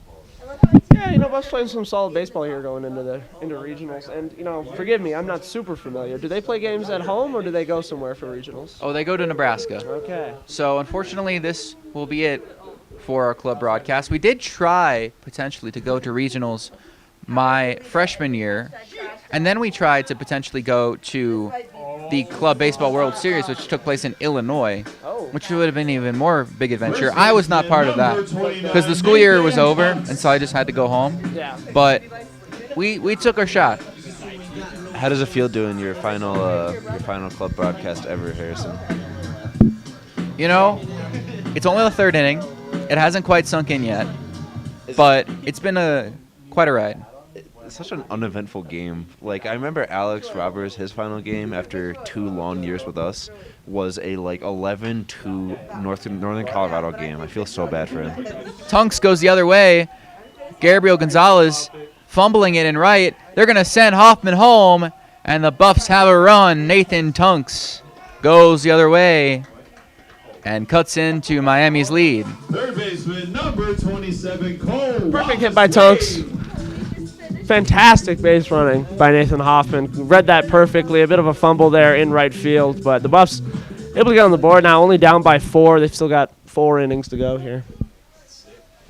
You stole my mic, or? No, I didn't steal your mic. You gave it to me. Well, you're pointing it at me like you're going to keep hanging on. It's supposed to be a pass. It was a passing motion. Fair enough. Up the middle from Wayne, and that gets through. Tunks is going to get with the wave home. Here comes the throw. It is not in time. RBI single from Wayne, and the Buffaloes back-to-back hits and back-to-back runs, cutting back into the lead. Brings up Schwartz, so they'll try to keep the momentum going. Nice hit from Wayne. Aggressive hitting, working in the Buffaloes' favor. Yeah, Buffs bats finally waking up here a little on Sunday. Still a little early, 11 a.m. I think we're all trying to wake up here. Yeah. But they're dancing in the dugout. Wesley Freed and Jackson Gaskow. Gotta stay warm. Hitting a little boogie to Crazy Train. Great walk-up song. In the dirt for ball 1. Fun fact, the Ozzy Osbourne estate copyright claimed our video last night because that was the song that was playing during one of the pitchers' warm-ups. So I had to remove that entire audio of that section. So whatever you were rambling on about, Harrison, whatever you were waffling about is just now blocked out. Dang, really? Yeah. So I just cannot. If Ozzy Osbourne's playing, You just gotta stop waffling on about trains or something. Dang, I was complimenting the song too. It is a very good song. Now they won't know that Wesley Freed is here. Who is? I just want to say, Nick, I think you should have fought that because I think that should have fallen into the fair use category since it was the around us playing the music and not us exactly. It's happened before. We've had the Eagles take down some parts of our videos. It's yeah, but these should be fair use. The band, Nick. The Eagles are a band. Have you never heard Hotel California? There are 2 more relevant Eagles than the Eagles, the band. Jam shot, hit to second. They'll step on the bag for the final out. Nice play from Barron on the hop. And that retires the side. Buffaloes get 2. It's 5-2 Miami. We'll head to the fourth here at Scott Carpenter Park. By Caleb Allen, Calvin Stone, Connor Smithberger, and David Lefkus. Team Locomotive will have CU captain Isaac Neffs, Gage Perry, Will Hadrick, Dominic Alexandrov, Corey DePonio, and Harrison Smith. The game is set at 4:45 tomorrow and will be streamed live on the BMHC YouTube channel. Hey, Buff fans, I'm Kieran Walker bringing you this week's top 5 plays in Colorado sports. We're going to start off with some Lacs going down to Denver as they took on the Pioneers, number 18 versus number 15 in the country. And Rachel Kennedy right out in front, and she rips it past, ladies and gentlemen. Rachel Kennedy, the senior, having a career high that night, scoring 5 goals, ladies and gentlemen. Number 4, let's go down to the spring game. That's transfer quarterback Isaac Wilson from Utah. And Mojo Williams with an incredible interception, ladies and gentlemen, bringing the mojo on Black and Gold Day here in Boulder last Saturday. Let's go back down to Denver for our number 3 spot. Look out, here comes the senior Lily Assini. She's got it herself. Going past midfield, she has got wheels and she is wide open. Sends it over to Kennedy, back to Assini, and back to Kennedy. Rips it past, ladies and gentlemen, giving the Buffaloes the lead in that third quarter as they took on the number 18 team in the nation right here in Colorado. Let's go back to that spring game for number 2. It's Julian Juju Lewis out on the field, rifling it downfield towards the end zone. And Danny Scudero, the next star wide receiver for Colorado, the new weapon for Coach Prime and the Buffaloes, making an impact on Black and Gold Day. Now for number 1, let's go to the Rocky Mountain face-off in baseball. It's Finn Simone's up to the plate. Here's Simeon now with Balin Weiss up in the booth. How are you, Balin? I'm doing great. Started out a little cold and tired. Now we're getting warmer and less tired, so I'm excited. And so are the Buffs. It's 5-2 now. They got some runs last half inning. But back to the top of the order, third time through for Miami. Kellen Annenson steps in with a walk and a single on his day. Yeah, it feels like the Buffs are really warmed up. They had a really bad start to the frame, letting up that 4 runs and then 2 shutout innings. But I think the temperature's getting warmer and they're getting more warmed up. That 10 a.m. game after probably a long night for them was just brutal for that first inning. Feels like kind of a trend for the Buffs to normally start a little slow and then kind of pick it up towards the end. We've seen a couple of those kind of late inning comebacks this year, so should be in for a fun final couple of innings here at Scott Carpenter Park for the year. Last game of the year at Scotty C. Yeah, last game of the year is a 7-inning game now. Was originally supposed to be 9, but not as much time for the Buffs to come back, though they still have definitely shown they can. Only 3-run deficit right now. But Miami looking to grab some insurance. Annenson, a really good line starter for the Hurricanes. Swings and hits a line drive into right. That's down for a second hit and gets by Nickerson's glove. So Annenson moving up to second. Throw will get in, but Annenson moves up. A single and an error. Definitely enjoying his second hit of the day. He's had a really good series. Yeah, Hoffman so far has looked pretty good out of relief. Obviously, you saw Hobson kind of struggle there in the first, but through 2 innings so far, only 1 run. He's been doing a good job shutting down Miami, trying to get through them quicker and bring that offense back up. Obviously, a little rough play on defense there to give him an extra base, but Hoffman in his final start, or I guess pitching performance at Scott Carpenter's shaped up pretty well so far. So runner in scoring position, nobody out for Cole Barron. He hits a high fly ball. Will it stay fair? Can Nickerson get there? It's foul and gets down. So Nickerson probably would have had it if it landed in fair territory, but Barron's fly ball just landed out of play. Or not out of play, but in foul territory. Yeah, that is one thing Colorado's going to need to focus on before starting regional tournaments sometime upcoming here in May. So is that defense. That was the biggest thing the coaches were concerned about coming into the year. You know, we've seen it be a little inconsistent during the season, and you know, if they really want a shot at winning the Mid-American Conference, not just division this year, obviously they're going to have to fine-tune some of those defense plays. Fouled back. Barron had a fielder's choice and flew out to right field. But yeah, definitely a tune-up game, tune-up series for Colorado. Maybe a little hard to do that without much of your roster. Yeah, that's true. But they've still had some bright spots. Hoffman taking the mound. Possible last game at Scott Carpenter Park. 0-2 pitch misses outside. Not possible. He is graduating. Yeah. Along with plenty other seniors on this Buffs roster. Only senior on the team to have played all 4 years. And Hoffman, the only player to have played in the 2023 NCBA World Series with the Colorado team. So maybe he can bring some of that veteran leadership into this upcoming playoff games. The 1-2. Fouled away again. Barron. That killed the person. Balin thinks a person is now dead Yeah, from that foul ball. Play on, though. But no, I remember that World Series run pretty vividly. I was just starting out as a wee social media manager for Scoba Sports. Was able to live tweet the games, went on Game Changer, was able to update every few innings. I was super excited. Yeah. Didn't realize really no one cared that much at the time. But it the posts actually were getting like 5 views. Right. You know. But that was just how things were for Scobo Sports, as well as the team. Like, not that no one cared about the team, but I think that's how they sort of started to build that community through that run. How much do you think it's grown in the couple years that you've seen it? You've been in the club. Exponentially. You should stay for the trivia question we have on Tuesday, which is asking how many people are in Scobo Sports now compared to the end of my freshman year. Oh, really? Yes, well, I'm not going to give away the answer. That's interesting. Yeah. But it's quite the exponent. As Barron strikes out looking, Hoffman's pitch caught the inside corner, brings up Gonzalez with 1 out.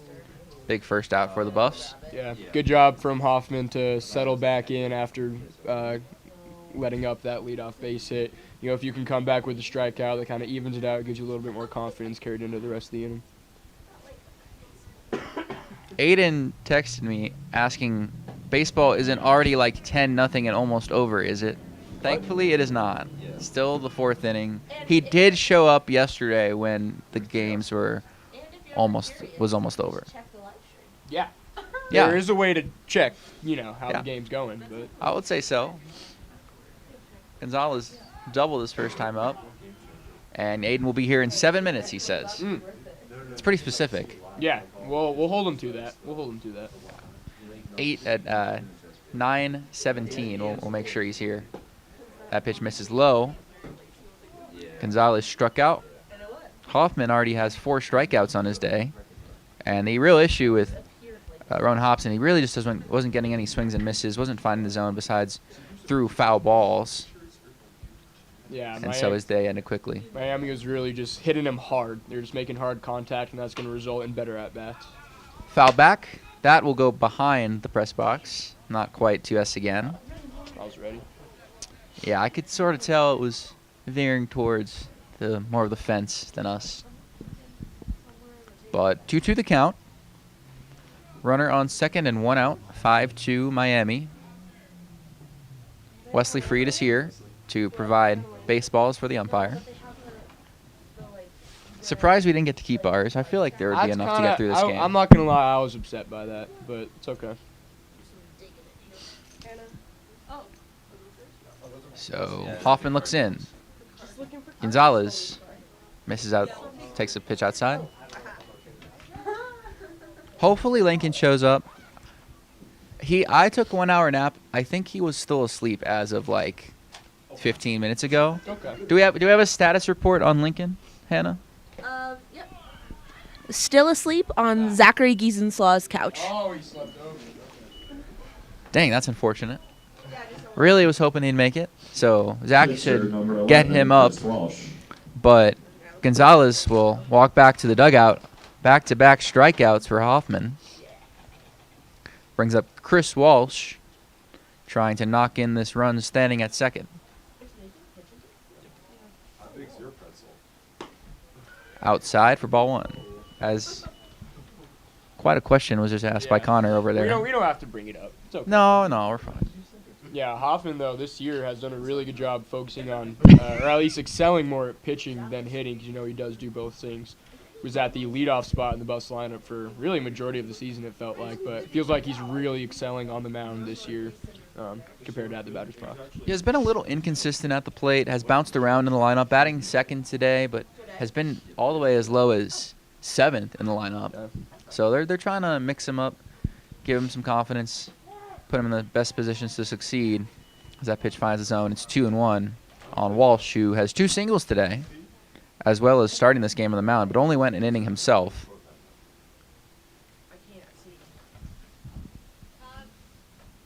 Tongues.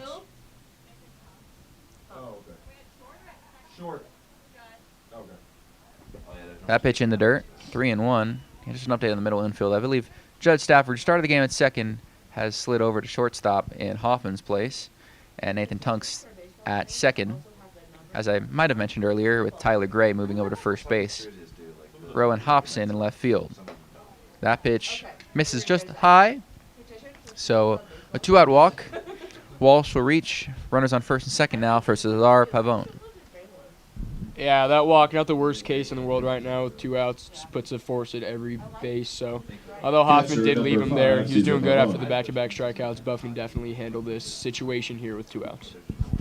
Yeah, Hoffman has not surrendered. He only surrendered 1 run, and it was due to some fielding issues. It was 2 singles, but they were able to get a run out of it. So he's allowed 3 hits, whereas Hobson allowed 3 hits in a row back in the first inning, as well as walked 3 batters. Hoffman just had his first walk on Walsh. ABS challenge. Oh, an ABS challenge there, even though it was ball 1. We'll check the, not sure why he would have gone for that, but tapped the helmet. Pavone swings and hits a high fly ball out to center. Schwartz's backhand snags it for the 3rd out. And that does it for the 3rd, or top of the 4th, rather. It's still 5-2 Miami. They got 2 runners on. Can't score them. Hoffman rolling along on the mound. To the bottom of the 4th we go. Flashes from him in the spring game, navigating behind a new offensive line, navigating into space through defenders, creating big chunk plays. We're hoping to see more of that once the regular season comes around with a Deion Sanders football program in Colorado that really has never had that much of an established rushing game. I'd love to see more of that and have a nice balanced attack in addition to Marion's kind of outlet system. And then on the defense side of the ball, we have to mention Mr. Boo Carter coming over from the SEC school in Tennessee. We saw him flying around the field, making big plays, tackles, all over, disrupting that offense that Marion's putting out there. But it's good to see that balance and a real statement from the defense, someone new coming over. Yeah, absolutely. And then a guy I mentioned, Danny Scudero, but led FCS in passing or in receiving yards last year, and so he'll be a big addition for this Deion Sanders program. And then also the continuity. A lot of guys from Sacramento State, where Brandon Marion was the head coach, as you mentioned. So it'll be really interesting to see how all of these kind of different skill sets come together and if Coach Prime is built to lead. I know there are some questions, so what's your outlook? What should Buff fans take away from the spring game, and how are you feeling about this coming season? Yeah, at the end of the day, I think it comes down to I'm feeling optimistic. I was a part of Deion's press conference, and he was talking some medical issues, different things he's felt from the program, but I think especially compared to last season where it didn't go well. We saw a 3-9 season, but I think there's real things Buff fans should be excited about because there's change within the program, not just with the players, but with the coaching staff and with that outlook that Deion's putting out in front of the press conference, even here in the spring, not even far away from the season. There's so much more to build on, and I'm excited to see it because I think there's a lot of potential here. We saw it 2 years ago. They took a little of a gap, but I think we can respond, do better than 3-9, and put out a product that Buff fans will be more happy to see this year. Yeah, absolutely. I think there's many reasons to be optimistic on this Buff squad, but I'm a little worried about Deion. You know, he had some health issues. He said that there's no concern there for him, but I worry a little bit because Buff fans are souring. Some of the narrative that's being created is he being carried by Shadur and Travis? And I think this is a make-or-break season for Deion. If Buff fans don't see a bowl game, we could see, with the new athletic director, a new football head coach as well. But I agree with you. There's a lot of reason to be optimistic. There's no reason to hit the panic button or even call for Deion's job yet. But one more thing, Jake. I think so. Newly coined shortstop Judd Stafford will step up as the Buffs begin the bottom half of the 4th inning.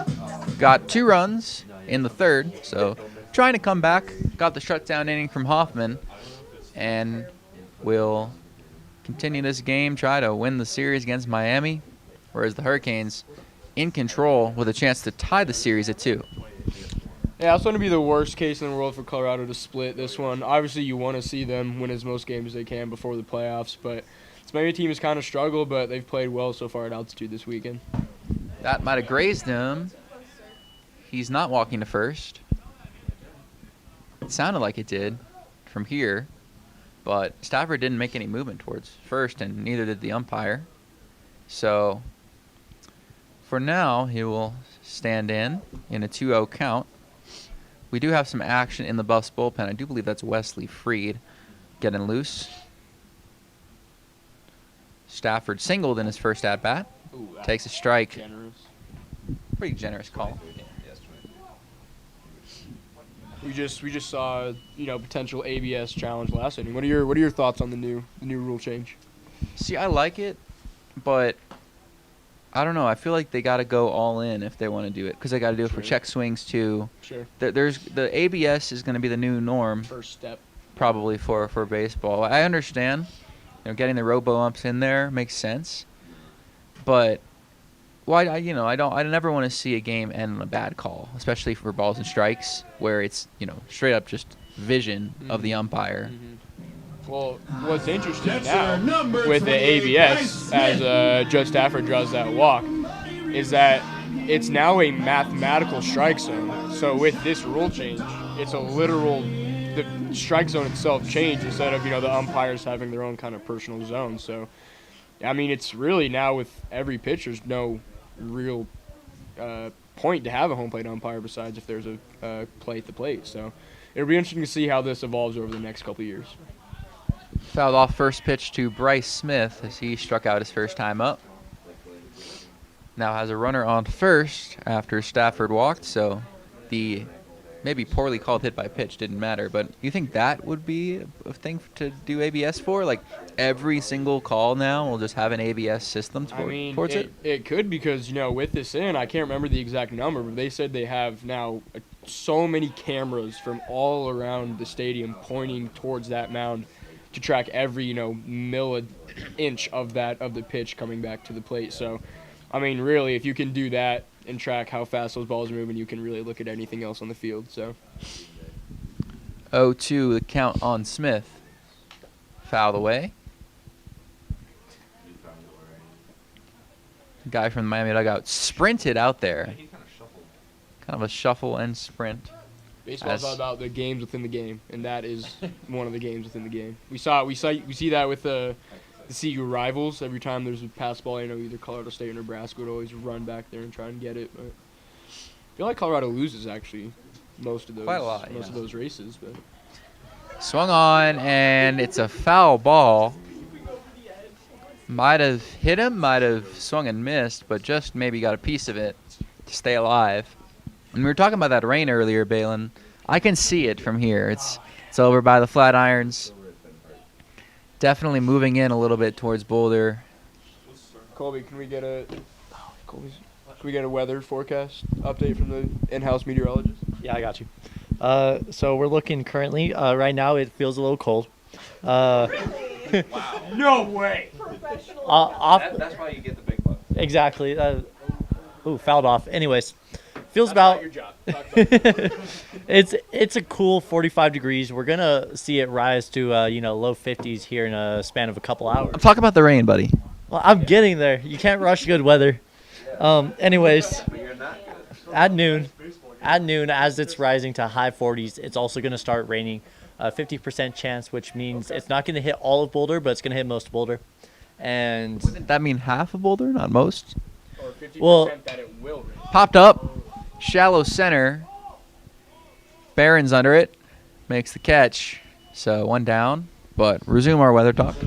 So what that percentage means is it's a combination between the chance of any rain anywhere actually falling down and the percent of the area that's going to see rain. So I would say there's probably about we're probably about seeing 50% chance of rain in 50% of Boulder. So wherever you're standing in Boulder, you have, a half chance of rain hitting your head. Yeah. That's good analysis. Thank you. That's why I'm here. Did you take weather in the atmosphere by chance, Colby? No, I'm the taking class right now. How are you enjoying weather in the atmosphere, Ben? Great class. Professor was one of my favorites. Pretty laid back class. He'd always start the day by showing us some random video of Jack Black for some reason that doesn't apply to weather, but I was here for it. So it was a great class. It was a great class. Would recommend if any CU students are listening. You don't see the correlation between Jack Black and weather? How dare you? Really just watch funny videos every day, kind of like in between classes. It was a really fun lecture hall. There's a ton of people there. So, yeah, I can't remember the professor's name off the top of my head, but really nice guy. He just became a grandpa, so congratulations if he's listening. Weather can be daunting, but he seems to be making it fun. As Tyler Gray up now with 1 out, runner on first still. I mean, if we're talking about actors with really the most versatility, like Jack Black's got to be in that conversation. I mean, Nacho Libre. How do you go from Nacho Libre to what's any other Jack Black movie? School of Rock. To Jumanji? Like, are you kidding me? Like, has he? I'm trying to think of his more serious roles. Has he had many? I don't know. Steve. The Minecraft movie you consider a serious role? Yes, that was the movie about like the estranged husband trying to get back to his daughter who's been just kidnapped recently. That is a really good Jack Black movie, the Minecraft movie. So you're calling that a really good movie? Oh, absolutely. It encapsulated the audience, like it captured their attention. Also, I want to say I really liked when SNL had Jack White and Jack Black together on, as guest stars. Jack White of the White Stripes, or whatever the hell he's. Yeah, White Stripes. Yeah. Well, why are we saying the H word here? I don't know, Harrison. Why'd you say the S word on Friday? Whoa! That was yesterday, actually, not Friday. Correction there. You also said it 2 weeks ago in the Mind Series. So. Wow. I did? Yes, you did. Wow. On air. Potty Potty mouth, Mr. President. Damn. Just calling me out like that. I don't know. You want to take it there? I can take it further, Harrison. 1-2 is slow. Relax. As Stafford gets the second. 2-2 the count on Gray. You're gonna escalate on me? I was actually gonna say that I think it's weird that CU's not being more aggressive because they do have a lot of good base runners. Oh, I'm sorry. We wanted to stop talking about baseball. We wanted to start talking about Harrison swearing like a bunch of times on camera. That ball lined to center, and that's the second out. Carter, right to him, brings up Peter Nickerson. Still no jacket. One of my favorite parts about this kind of makeshift press box here at Scott Carpenter is there's a lot of random just things in the booth. We have like some pool noodles in the corner. We have an unplugged pencil sharpener. We have a credit card. Yeah, we have a credit card. card. Has been here for probably 2 years. Old baseball cards, like a high school 2010 rulebook edition. That's through the left side. Nickerson has a base hit. Here comes Stafford. He's home. And the Buffs have it at 5-3. Oh, now Nickerson has got to get back to first. And now the throw is errant. And now he'll just stay at it first. So a little bit of chaos there, but he has an RBI single. It's 5-3. For everybody listening, the credit card number is 4403. But Chad Harrington, where you at, buddy? It's been a minute. Is that the exact? Who? Steve Harrington. That's from Stranger Things. Yeah. I was like. Also goes by his actor, also a musician. Makes alright music. I'd say a good indie artist. I listened to him before I actually watched Stranger Things, which is interesting. Also, I'd just like to say, you know how actors like take stuff from movie sets? I have a magnet from this press box. It's now in my house. Oh, you're just admitting to fraud. Maybe I'll take a souvenir too. It's my last time here. Might as well. Rowan Hobson up, squares the bunt and fouls it towards Hoffman standing on deck. I will say the card was issued in 2022, which is crazy. I mean, the expiry is in 2 years, which is probably locked. I don't think we should talk about committing credit card fraud here, but who's we? Who's we? We will not buy anything. Thank you, Balin. Way to be a stand-up guy. We need one responsible person in the club. Like, jeez. 0-1 the count. 0-2 the count on Hobson as I just getting attacked from all angles right now. 0-2 up and away. What have we seen from Rowan Hobson this year? I mean, freshman just comes in. We've seen him now start games. We've seen him come in relief. Now on leadoff. This kid, he's going to be somebody fun to watch for the next couple years. Yeah, just a freshman. He's been great in the field. really good runner. He's had some well-placed hits. Should be a staple in the Buffs lineups for years to come. Is that Aramis? Say hi to Aramis, apparently. I'm saying hi to Aramis. Hi, Aramis. Why aren't you here? Yeah. Come on, man. 2-2 the count on Hobson. And they'll call time. I didn't see his shot. You just needed a break. Not sure. Was it Hobson that called time? Yeah, the infield umpire shook his head at that. I don't know what he was shaking his head to, but that's a pretty interesting call. Infield umpire seems a little grumpy right now. You got the arms crossed? Just an observation. Yeah, he does. Just Oompa Loompa. Okay. I did not say that for the record. I'm echoing. Yeah, you should have said that before. Who said it? I'm outing you. Who said it? Outing? We're not gonna say who it was. We're not gonna say. It was Jackie. Full count. Runner will be going. He's trying to monitor the broadcast. Nickerson goes just outside, ball 4. I'm kind of getting elf vibes. You're getting elf vibes from our second base umpire? Yeah. I said Nathan yesterday that he looks like the country artist Hardy. He's got the mullet and the mustache. If you know Hardy and his music, he looks identical. I don't know him at all, so he looks. I identical. imagine you're right. Can't confirm. Oh, he does kind of. Like identical, no goatee. But Hardy, when he dropped his most recent album, didn't have one. Chopped to short. Throw will go to first. Hoffman is safe, and it gets by. So Nickerson will score. Hobson will hold at third. Throw to second now, and Hoffman's tagged out. So the run counts. It's 5-4. Preston T will have something to say here. Will object to maybe it went out of play. Is they're going to argue for? They're arguing for interference. They're saying that the second baseman was in the line of what's it called? The base path. Yeah, Hoffman hasn't moved from second base. Now he will. Doesn't look like the umpires agreed. So the Buffs are able to get a run, but now will be frustrated as they walk off the field. Hoffman's definitely upset here. Talking to our favorite second base umpire, Hardy. Yeah. He's a fun guy. Nevertheless, that's the 4th. Buffs get 2 more. It's a tight one now. 5-4. Wide of the 5th. And that is our final show and of the year, and most importantly, our senior send-off. And personally, I'm excited to hear all the kind words about me from the rest of the club. And I can't wait to cry while I'm recording my send-offs to you all. Unfortunately, our time together today has come to an end. But, as always, you heard it here first.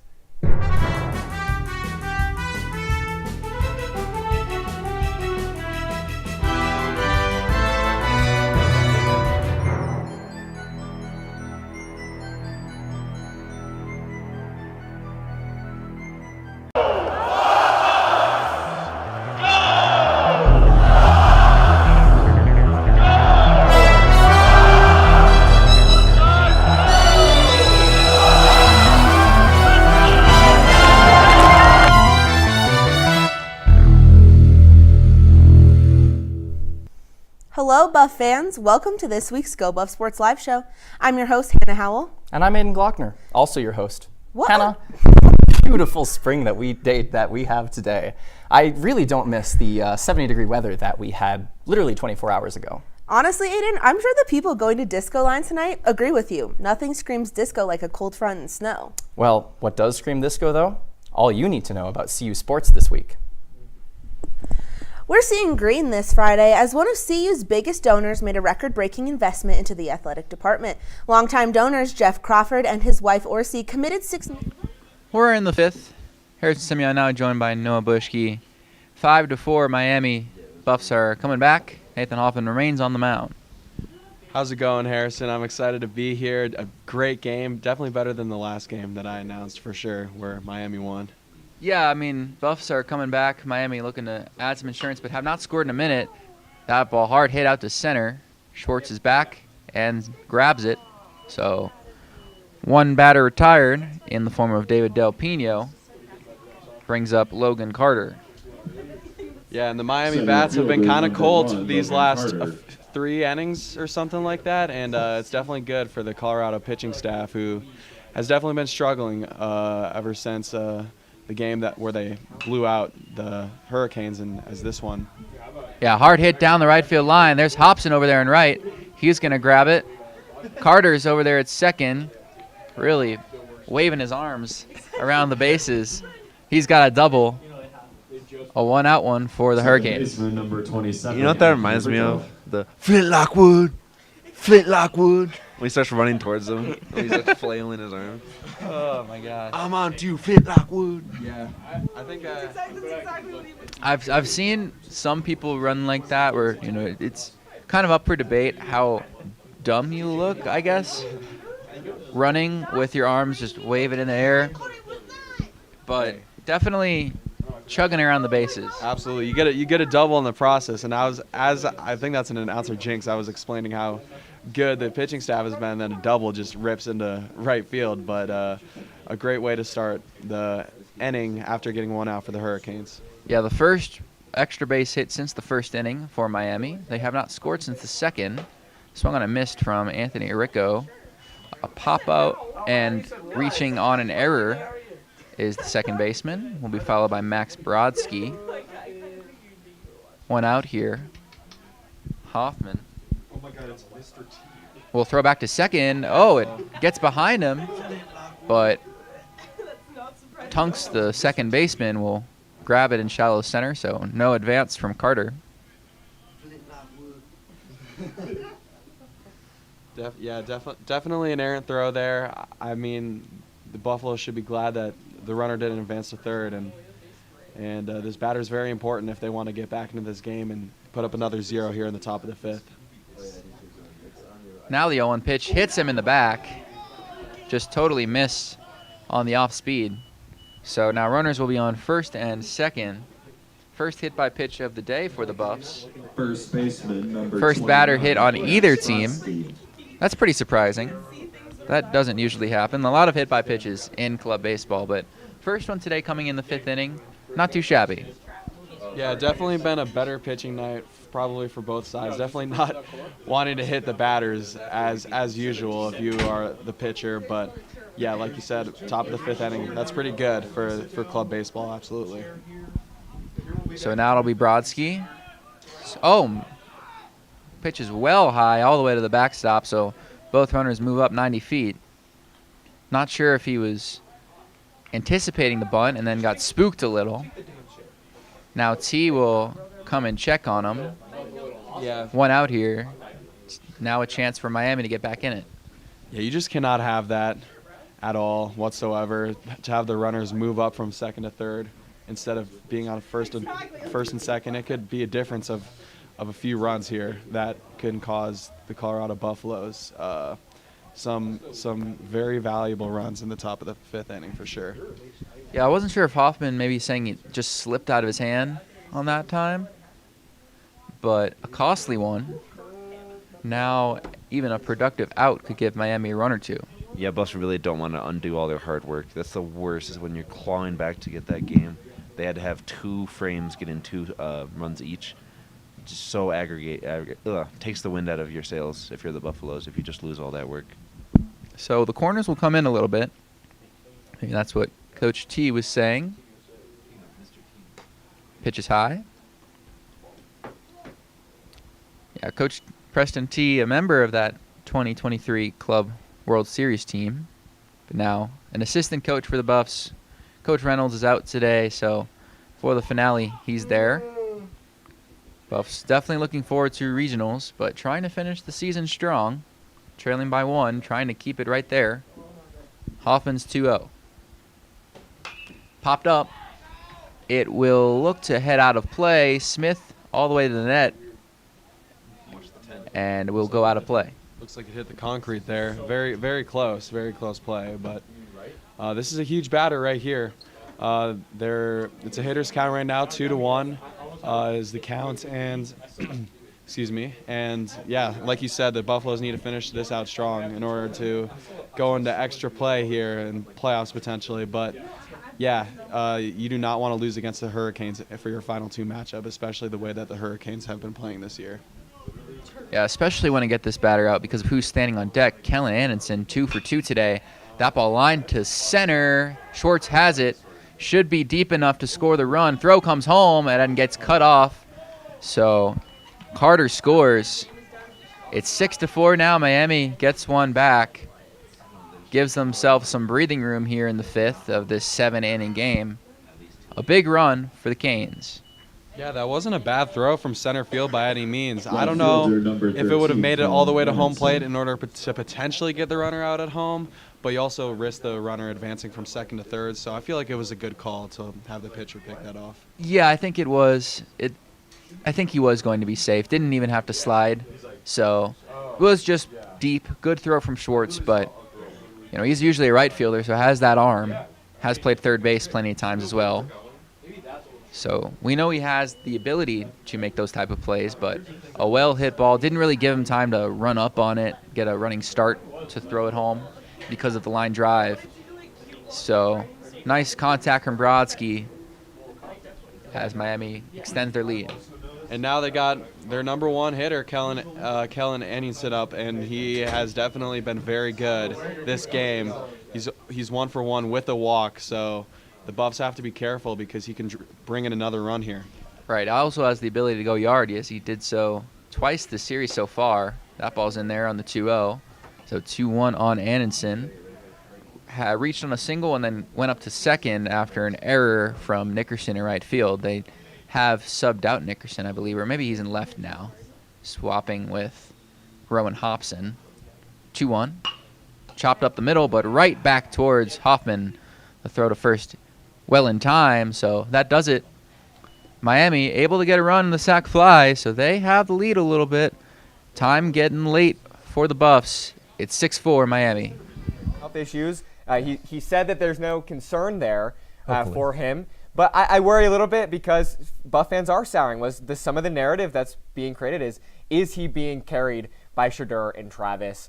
And I think this is a make or break season for Dion. If Buff fans don't see a bowl game, we could see, with the new athletic director, a new football head coach as well. But I agree with you. There's a lot of reason to be optimistic. There's no reason to hit the panic button or even call for Dion's job yet.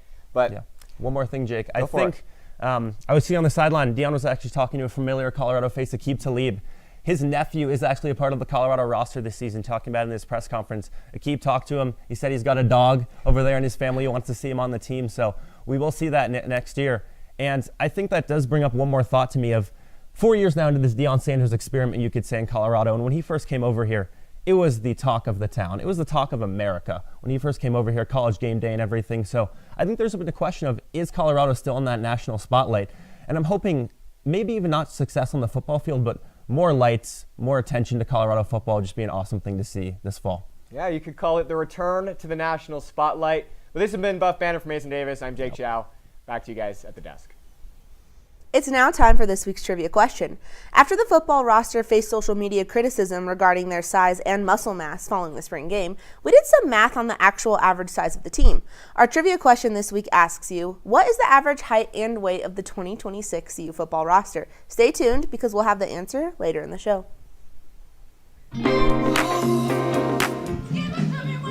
Chris Walsh back to work for the Hurricanes. He's pitched 4 innings, looking for a 5th, has surrendered 4 runs, but has done well to keep the Buffaloes out of this game, has 3 strikeouts, able to generate some pop-ups. Will face 4, 5, and 6, or actually 3, 4, and 5 for the Buffaloes. Heart of the order, big chance. Nathan Tunk's up first. Yeah, and Tunks he got a double in the third inning, and definitely looking to get a good thing started here for the Buffaloes down 2. Takes that one inside, and a hitter's count 2-0. Wayne and Schwartz, who are combined 1 for 4 today, will bat next.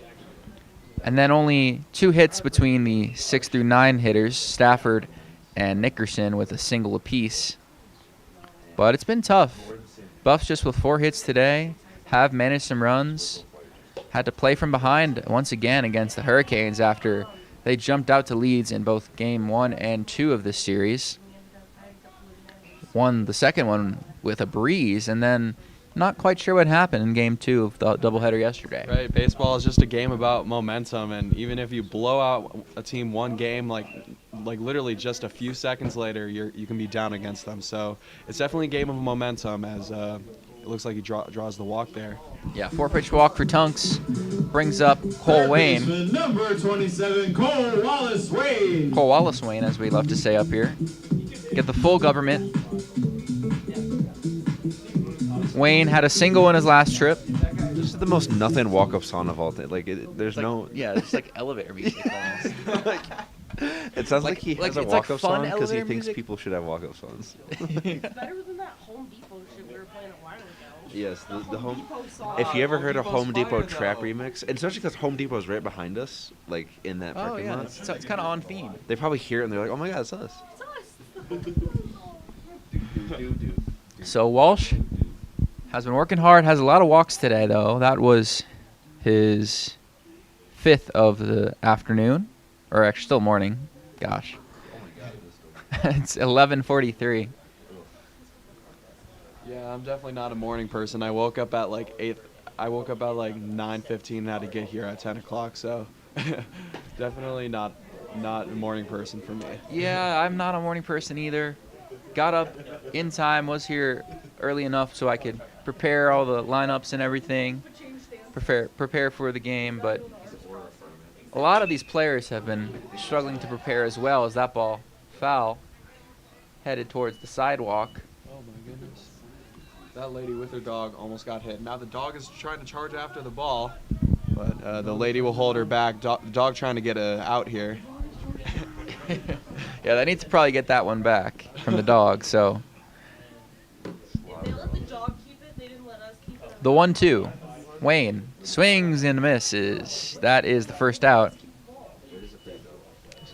The 4th strikeout of the day for Walsh will bring up Elon Schwartz. Center fielder number 22, Grounded out and Elon has a Schwartz. fielder's choice that he reached on in his last at bat. But in a big spot here. Time getting a little bit late for the Buffs. They've got 7 innings to make things happen, but it's now the 5th. Swings the first pitch and whiffs. Walsh still getting some swings and misses late. Yeah, Schwartz 0 for 2 with a fielder's choice as well as a ground out. And he's definitely looking to get on the board with a single. It's much needed for the Buffs. Because they are down 2 and looking for a way to come back here against a team that they should honestly beat. 0-1 pitch. Up the middle, that's a base hit. Schwartz gets his first of the day, so will advance Tunks to second. Nice contact from the center fielder. I just called a single right there. One up the middle there. Right at second base, and nothing you can do if you're the Hurricanes about that. Very nice hit up the middle there. Stafford up now. He's had a nice day. Walked last inning and started his day with a single in the second. Has played second and shortstop today, both positions of the middle infield. Usually a second baseman, but now he'll go back up the middle, and that's a base hit. They're going to wave him around home. Here comes the throw. It's cut off. Now they advance Tunks back to third, rather retreat him back to third. And it looks like Jackson Gaskow, who we talked about, who had a chance to have a hit or an at-bat today, will be on deck. Catcher number 20. Big opportunity right here with the bases loaded as another one right up the middle. A great throw from the center fielder. It looks like that's Logan Carter. And bases loaded. This is a prime opportunity to get some runs here for the Buffaloes in the bottom of the 6th inning, or the 5th inning, excuse me. So they'll mound visit with Walsh, and we'll bring up Bryce Smith, but behind him will be Jackson Gaskow. And he hasn't played all season, all spring season, I should say. Has had some action in the fall, but due to an arm injury on his strong arm, his right arm, and due to some of the issues of the Buffs personnel today, has not had a chance, or now might have a chance to make some contributions, especially now with the bases loaded. One out. Smith obviously up now, but it'll be very interesting to see if Gaskow gets a chance. I mean, if he was going to play in the field, as I mentioned in the beginning, they would have put him in right, and he would have been throwing with his left hand, and he's right-handed. Catching and throwing with his left, so he would have tossed his glove off. Yeah, I don't think that's possible for somebody who's right-handed. So bases loaded. 1-1 the count on Smith. He's 0 for 2 today, takes a strike. So 1-2. Struck out his first at-bat, had a pop out to the shortstop, his second trip. The senior looking for a big hit. Has been in and out of the lineup. A reserve catcher, but no Charlie Lesh today. Wayne at third, so Smith, the backstop. The 1-2. Inside. Nearly clipped the corner. Tried to go front door with it. Very close pitch there, just outside, and that would have been a huge strikeout for Walsh, who hasn't had the best day, but he hasn't had that bad of a day. 4 runs given up in 4.1 innings, but he's definitely looking to get a strikeout here. And it plunks him. So the run will score from third now. It's 6-5, and now the opportunity of a lifetime for Jackson Now Gaskow. batting for the Colorado Buffaloes, number 24, Jackson Gaskow. And they're excited for him. Just the chance at all with 1 out and the bases loaded. Buffs down by a run. A hit will give them the lead here in the 5th, most likely. We'll see what happens. What a turn of events here. Now Glasgow getting in opportunities in the final game of the year, and looking, that was a huge pitch, by the way, earlier. Two strikes and just hit him for somebody who's 0 for 2, and that can spark a really, really big inning here for the Buffaloes if they get a good hit here. So Gaskow, a freshman from Los Angeles, California, in a 1-0 count, takes a strike. Pinch hitting for Tyler Gray, who started the game in left field, moved to first base. So not sure if Gaskow will get a chance to play in the field, but at least gets the opportunity here with the bases loaded. 1-1 count, just outside. He's looking solid. Takes a deep breath. Really focusing in on this moment. Buffs looking for a win. The final game of the regular season. 2-1. Gaskow takes a strike. So probably just looking to see some pitches. It's been a while since he's done so. But now 2-2 the count. 2 strikes on the freshman. Walsh deals inside. So now the count is full. A little frustration there trying to get that 3rd strike. Will be a big out for Miami here. Peter Nickerson stands on deck. This right here might be the most important pitch of the game for a batter who hasn't seen a lot of action, and this could very well change the game right here.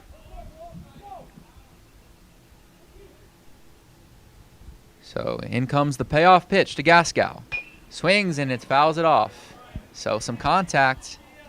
Can be proud of that, no matter how this at-bat ends. Pavone trying to fire up Walsh just before that pitch. Miami trying to batter down the hatches here, looking for their 4th win of the season, their 2nd straight road win after picking up their 1st of the year yesterday.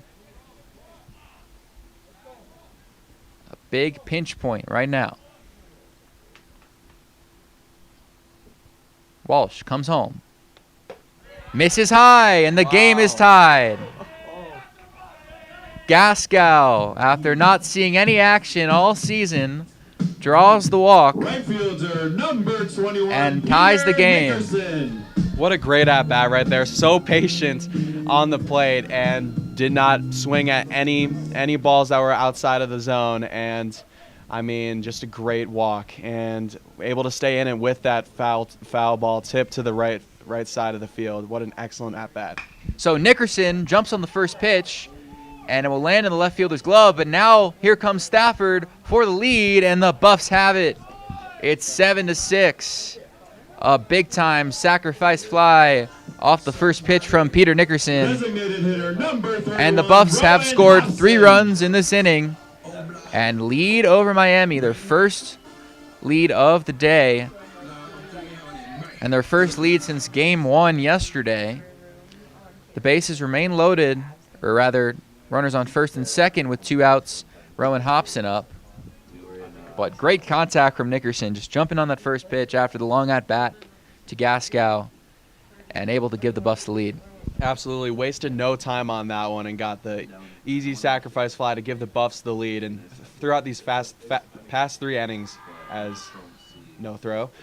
throughout these past 3 innings, the Buffaloes just been consistent with the runners that they've got on the board, and that allowed them to crawl back into this game and make the lead 7-6. Yeah, as we said, took a little time to wake up, but in the third they scored 2, in the fourth they scored 2, and now in the fifth have 3 runs and lead over Miami, who had 4 runs back in the top of the first, but have only scored twice since then. Hobson has 2 walks on his day in a 3-0 count. Swings and misses, had the green light with 2 outs. I'm definitely surprised that they haven't pulled Walsh even before this inning, but allowing 3 runs, that's not a good sign. Maybe he's tired out a little bit. Yeah, I mean, it's his now 5th time through the order, or actually 4th time, pardon me. So definitely some adjustments have been made by especially the middle part of this Buffs lineup. And now 3-2 count. Oh, and they will get a runner in a pickle and will be tagged out. So the Buffs are able to take the lead, but unfortunate base running. Heads up play from Walsh to tag out, I believe that's Wesley Freed, who was moving over from second. They pinch ran Gaskow. But some big time action from the bottom of the Buffs lineup gives them the lead. It's 7-6. We'll head to the 6th. Full spring that we have today. I really don't miss the 70-degree weather that we had literally 24 hours ago. Honestly, Aiden, I'm sure the people going to disco line tonight agree with you. Nothing screams disco like a cold front and snow. Well, what does scream disco, though? All you need to know about CU sports this week. We're seeing green this Friday as one of CU's biggest donors made a record-breaking investment into the athletic department. Longtime donors Jeff Crawford and his wife Orsi committed $6 million to CU athletics over the next 3 years. Half of their gift will go to the newly named George Family Athletic Directors Fund, named for quasi-retired AD Rick George. The other half will be redirected to student athletes through the Crawford's Family Whole program, which started in 2021 to help CU manage the NIL era. Jeff is a real estate giant and CU grad who has long dedicated earnings to the university, but his cash influx on Friday was one of the largest in school history. Marquee teams hate to see the Buffaloes in the transfer portal. Colorado added 4 players, including an all-freshman and a freshman of the year from mid-major programs. The first commit was former Tulane guard and the aforementioned ACC freshman of the year, Michaelin Marshall. J.R. Payne's squad then added the other 3 on Tuesday. The Buffs signed former Big 12 guards K-State's Ania Foy and Utah's Brooke Walker. The final commit was forward Kira Reynolds, who earned all freshman honors with UT Arlington. Alongside those commits, Colorado's largest freshman contributor announced her return. Forward Logan Greer re-signed with the Buffs this week after earning all Big 12 freshman honors. While one Buff stays, another former Buff is moving on to greener pastures. Former forward Jade Masagayo signed a training camp invite with the Minnesota Lynx. She joins another former Buff in guard, Jalen Sherrod. Is Ralphie a Buffalo or a Bison? Well, for the new commit to Colorado, it doesn't matter. The men's team announced that on Friday, Noah Federson, a junior from North Dakota State, is leaving the Bison for the Buffaloes. The commitment comes just days after Colorado hosted him on Saturday for an official team visit. Federson, entering his senior year, averaged 10 points in the 2026 postseason to help his Bison to a Summit Conference championship. He was also named 6th Man of the Year of the Summit Conference and is shooting a reliable 53% so far in his career. The Wisconsin native stands at 6'10", much taller than me, and is a much-needed pickup at the center position for Tad Boyle and company after some notable departures earlier this month. Another player in the portal, Kendall Sanders, formerly of Utah, will be visiting Colorado early next week. As the school year comes to an end, Buffs have some football news to look forward to, as the theme nights for 2026 football season were released on Wednesday. The season will kick off in style at the home opener against Weber State, where the Buffs will pack the stands in white. From there, the energy builds with a stripe-out matchup against Texas Tech, followed by the... Pitching change for Colorado. Wesley Freed, the freshman, will enter. Shortstop number 7, Cole Barron. From Washington, D.C., graduate of the School Without Walls. We talked about that over the course of this season. They go around the city. And we'll face Cole Barron out of the pen. Which is a job in 1800. Yeah, Cole Barron, not Oil Baron. Yeah, that was a respectable job. Cole Barron was a respectable job in the 1800s. Maybe not respectable. Yeah. I mean, it was quite frugal, but I don't know if people like, respected a but lot like, of them. Drilling and refining is different from like going into a mine and having to get it out. Like, I do not envy coal miners. Like, they do a great job keeping our country energized. Oil people, though, they're a little shady sometimes. Well, here at Scobell Sports, we encourage sharing. So right now, we're going to pass the mic around after this pitch. 1-0 from Freed. Hit out to right. Will it stay fair? It will. That's an extra base hit. Barron is going to head to third. Hobson struggling to pick it up. They're going to hold him. Had a chance to potentially make it inside the Parker, but Cole Barron, a leadoff triple now. Right fielder, Miami 22, down one. Gabriel Gonzalez.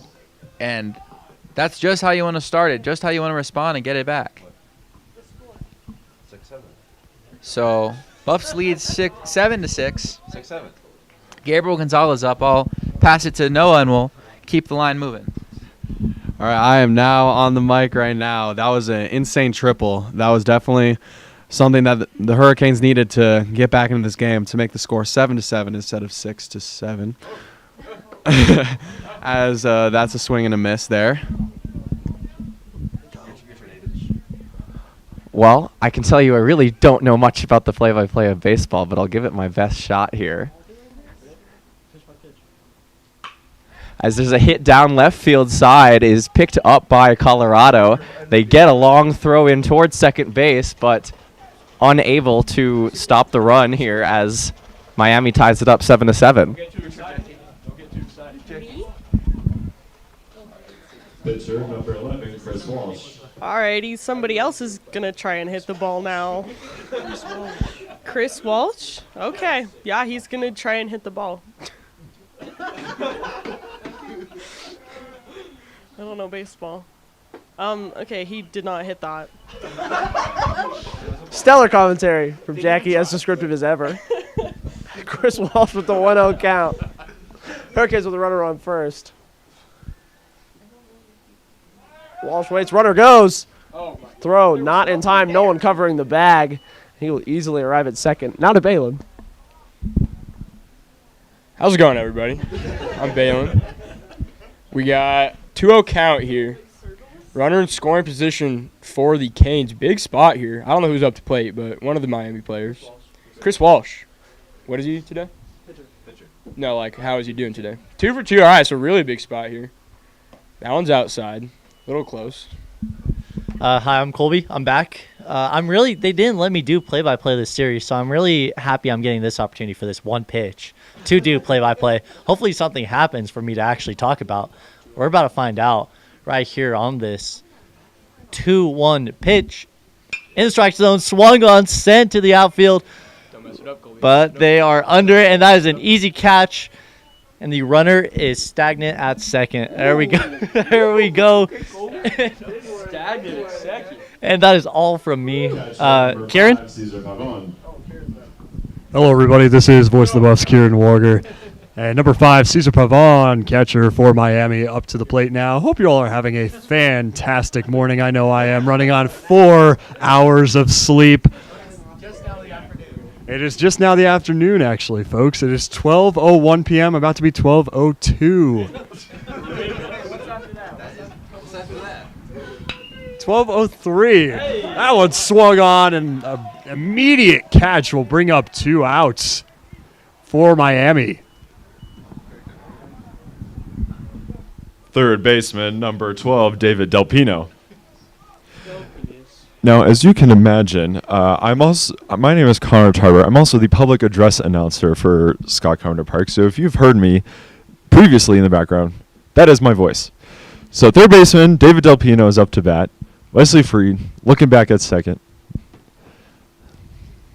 See what he does. Oh, it's going deep into center field. It's going round. We have Gonzalez coming to home. Will he get there? Oh, he makes a big collision with Bryce Smith. I think he still scored that run. So it is now 8-7 Miami. And Logan Carter will come up to the plate. That's the one play-by-play play you get? There's so much happening. I called 2 balls. What are we doing? Hello, CU Club baseball fans. This is Hannah Howell on the mic now. As you heard, there was quite the collision between the catcher on CU and one of the Miami players who scored. Both look to be okay now.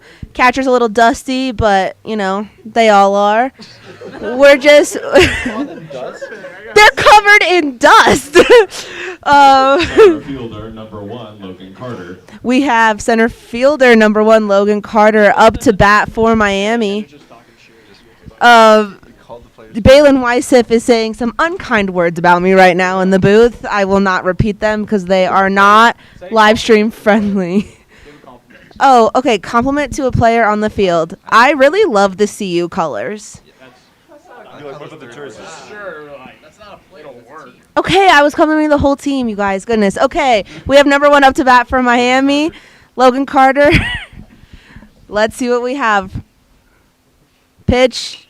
It's a swing up in the air, down to center field. Let's see if we can catch it. And oh my God, I'm sorry, I thought it was going further.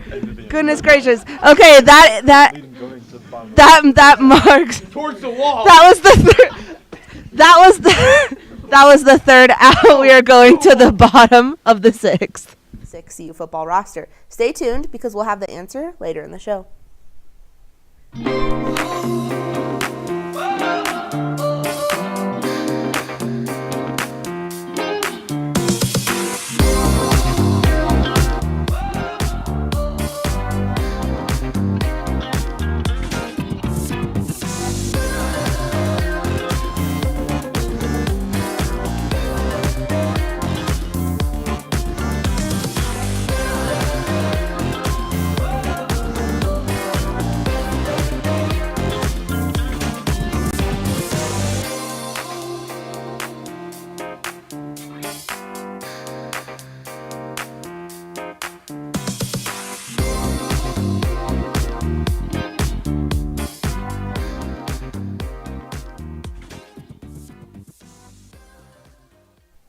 It was another successful week for the lacrosse team, kicking it off with another win again at home against Cincinnati on Saturday. Senior attacker Maddie Shoup led the game with 5 goals, and junior attacker Rachel Kennedy scored her second consecutive hat trick to carry the Buffaloes 10-5.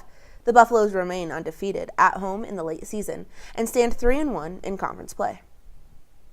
The Buffaloes carried the momentum into a heated in-state rivalry game against number 18 Denver on Wednesday. Junior attacker Rachel Kennedy fueled CU with 5 goals, a new career high for her, and sophomore goalkeeper Elena O had 5 saves on the night. The DU men's hockey team was also in attendance with their shiny national championship trophy, but it wasn't enough to rally the Pios over the Buffs, who took a 9-6 win, as well as some bragging rights against another Colorado school. The lacrosse team is escaping the spring snow and heading to sunny California this weekend. Bottom of the 6th now at Scott Carpenter Park. Leading off the bottom of the 6th for the Buffaloes, number 31, Rowan Hobson. Thank you, Connor, as we just have Miami up 8-7, and Brittany Garcia will take you for this first pitch. Okay, Rowan Hobson is up to bat. Freshman is up to bat. By the way, I do not know baseball whatsoever. He throws it. Yes. Ball, I think. Yes, that was a ball. That was a ball. Hi, everyone. Matt Vasgersian back here to take you to this next pitch. Still an 8-7 game. Huge spot here. Buffs only have 2 innings left to hit, as that one is taken for a ball. We'll take you to our current president now. From future to the past, I guess. As we have Aramis coming up to the press box, I'm sure we'll get a turn for him. Rotation. He just blew a kiss at me. That ball chopped to first base. Throw is in time just barely. Hobson with good speed, but just beat out. So 1 out. We'll keep the line moving as Nathan Hoffman approaches the plate. Number 17, Nathan Hoffman. Hi, everybody. It's Noah Bushke. I just got to say, what an amazing play by the first baseman to get it, throw it to the pitcher, and get the out right there with seconds to spare, with milliseconds to spare, I should say. As the next batter is coming up, who is this? Hoffman is coming up, and looks like he is 0 for 2 on the day with the walk, as that one is taken in for an astoundingly amazing strike right there. That was a ball. It looks like the umpire. It was a strike. I was right. It was a strike. Wait. Show me. You show me. I don't know. Well, this is Aiden Glockner back. I'm going to stand up this time because I couldn't really see half the play last time. I know, right? 8-7, the score for Miami. Watched like a hawk by the pitcher. Swung to left field, missed by the Miami shortstop or third baseman. And 17 for Colorado will hang out at first base. First baseman, number 29, Nathan Tunks. Tongues up. Wait, is it up? Yeah, tongues up to back. It is Aramis Loma. First pitch of the at bat. Nathan Tunks. First pitch of the out back. Strike. Ball? I thought that was a strike. I'm not ready. Okay, I feel like they'll do better than I do. Who is this? Nathan Tunks. We got that. No, that's okay. He's number 29. He looks very prepared. Runner goes. And he's safe. Stolen base. Thank you, Bailey. Great work. Yes, thank you, Bailey. Great reporting. Quick rec now. Reporting Nathan Tunks 2-0 here.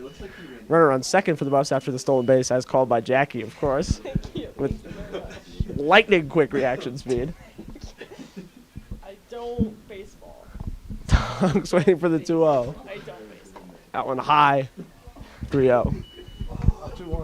2-1 count. Quentin's not correct. 2 balls and 1 strike. On Tunks, up to the plate here, running in scoring position. Down by 1. Big spot here for CU. If they want to win the series 3-1. 2-1 pitch. Just a bit outside. Checks the runner at second. Hoffman's going over to third. He will be in there. Wow. They went to second and got him over to third for out number 2. They might try to contend the call. Third base coach comes out onto the field looking to dispute it. Hoffman got caught up there in a rundown. He will let it go, and Hoffman will be retired. 2 down in the inning. That was. CU coach wanted to talk about that, but I mean, it looks, the umpire just kind of stared him down. Umpire is not in a happy mood today. I have to say, questionable call. I have to say. I wish we had, reviews here at Scott Carpenter Park, but yeah. Anyways, now the count is 3-1. No runners on base anymore. 2 outs. Opportunities are fading. Here's the pitch. Swung on, sent to third baseman. Easy glove there. Throws it to first.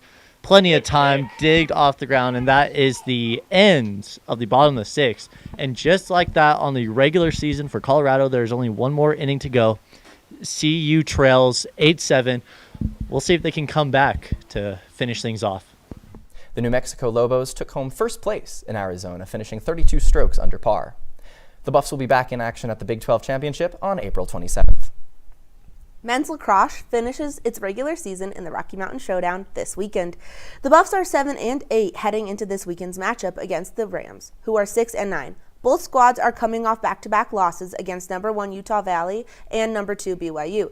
The 2 rivals will face off at Kittredge Field on Saturday at 7 p.m. The game will be aired at the game's conclusion right here on Scobuff Sports.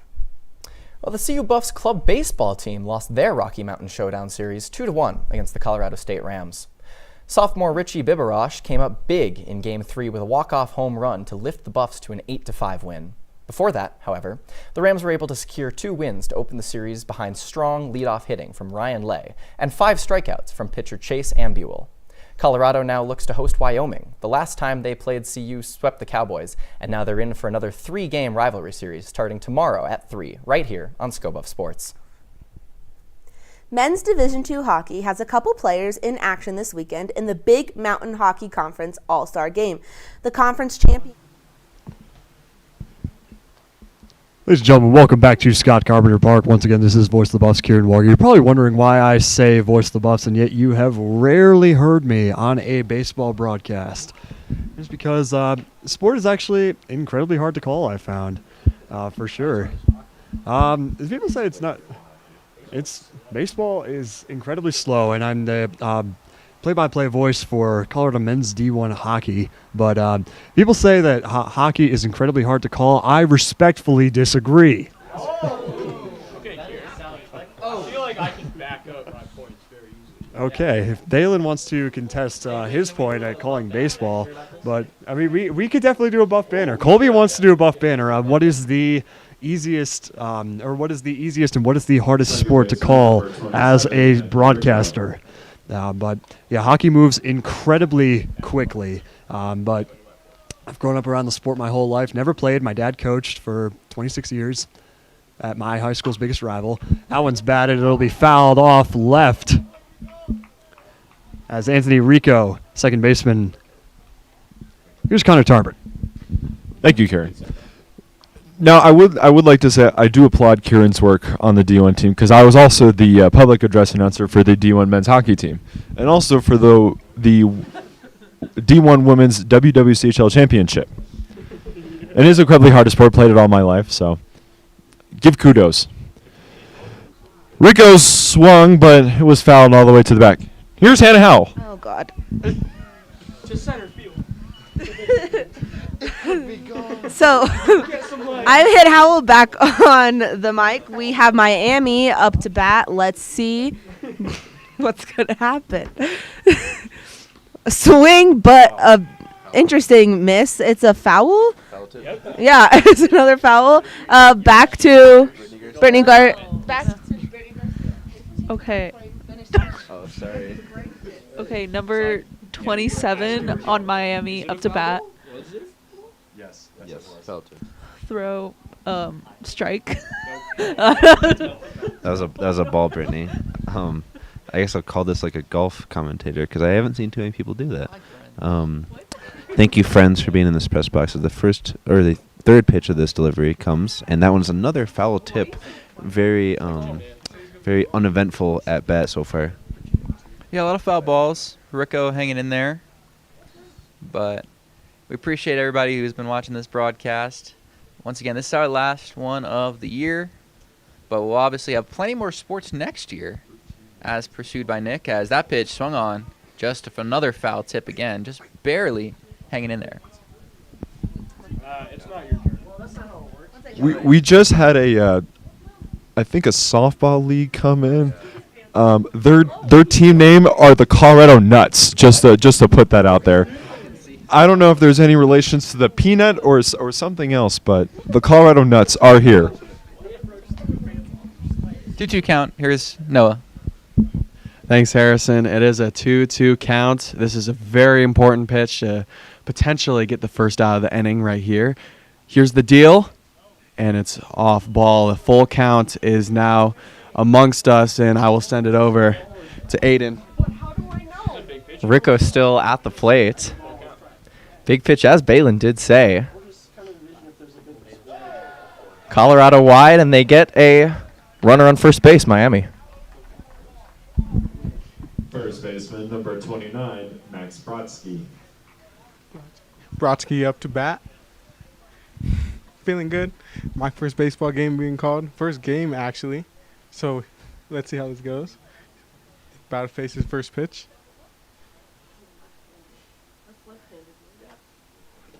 Ball is low. First ball. Yeah, he's actually left-handed. He's got a nice hoodie under his jersey right there. Might be a little chilly still. It's not that chilly outside anymore though, so especially if you're moving around, but I don't know, maybe he hasn't gone a bit. Oh, they threw it to first, but the runner was safe. Vibes. Was that a pitch? Okay. Okay, vibes.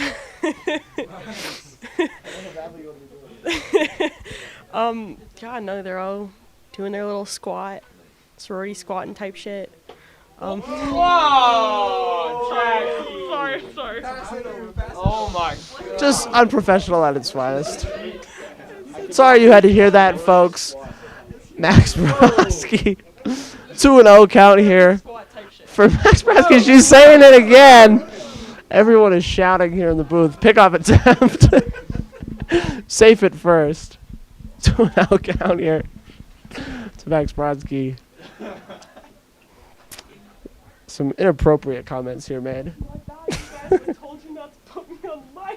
2-0 pitch here. Swinging on that one. It's back on right field. That one will go fair.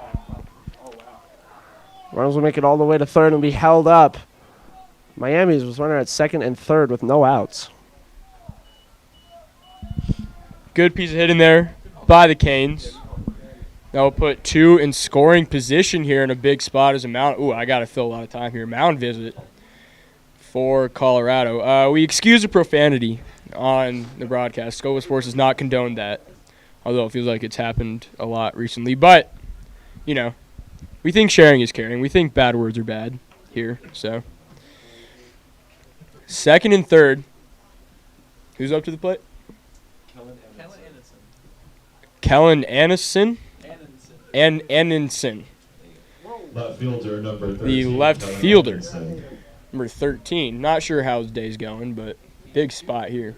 2 for 3, good day. Good day so far. Big spot for him.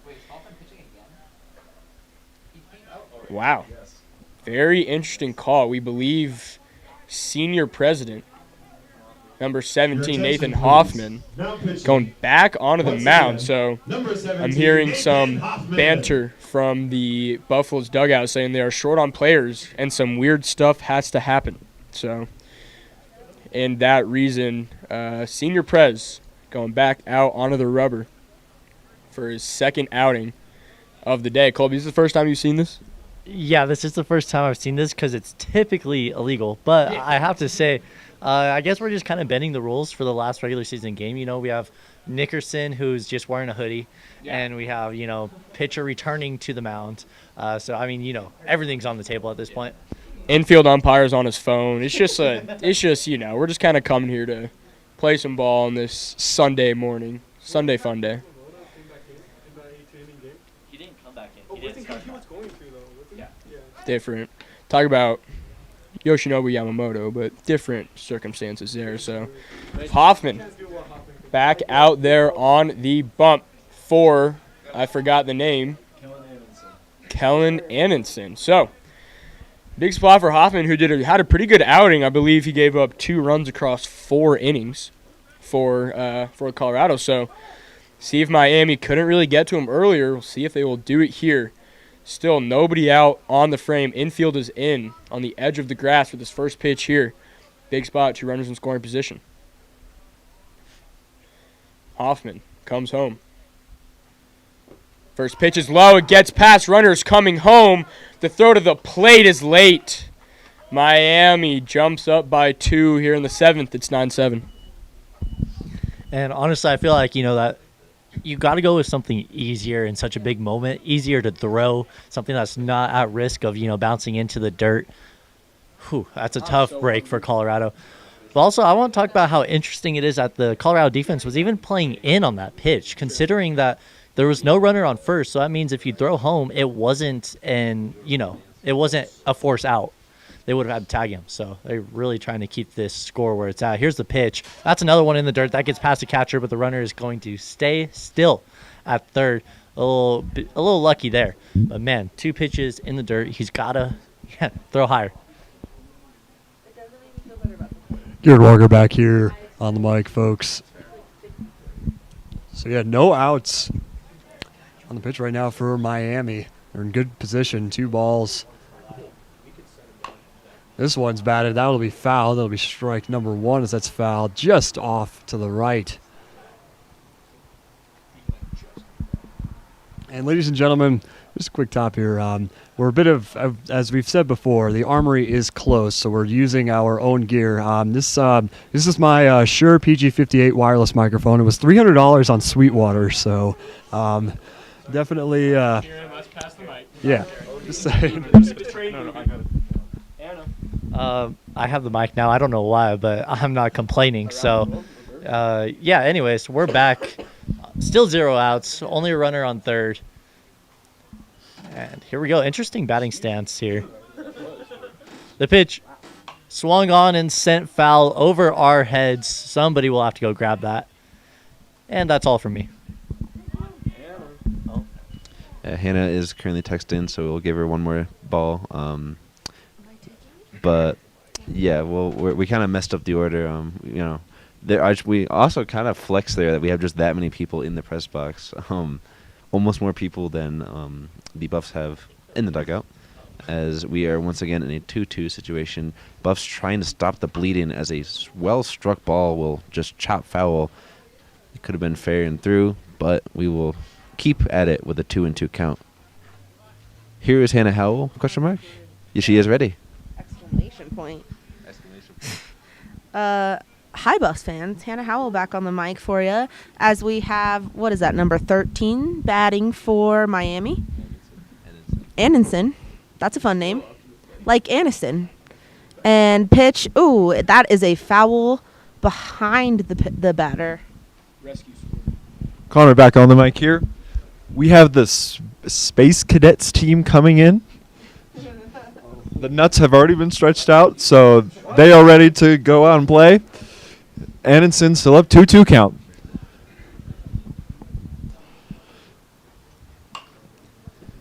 Swing all the way over to left field, but it'll still be a foul ball. I'm going to hand over to Harrison Simeon, and these pretzels are making me thirsty. We're missing Brittany, right? Oh, no. Here's Brittany. Okay, I'm back. Number 13 for Miami, up to bat. Here's the pitch. Nathan Hoffman throws it. Swing. And it's over the wall. No, it's not. No. It's down. It's down. Bring the runner. It's 10-7 game. It's a 10-7 game, Miami.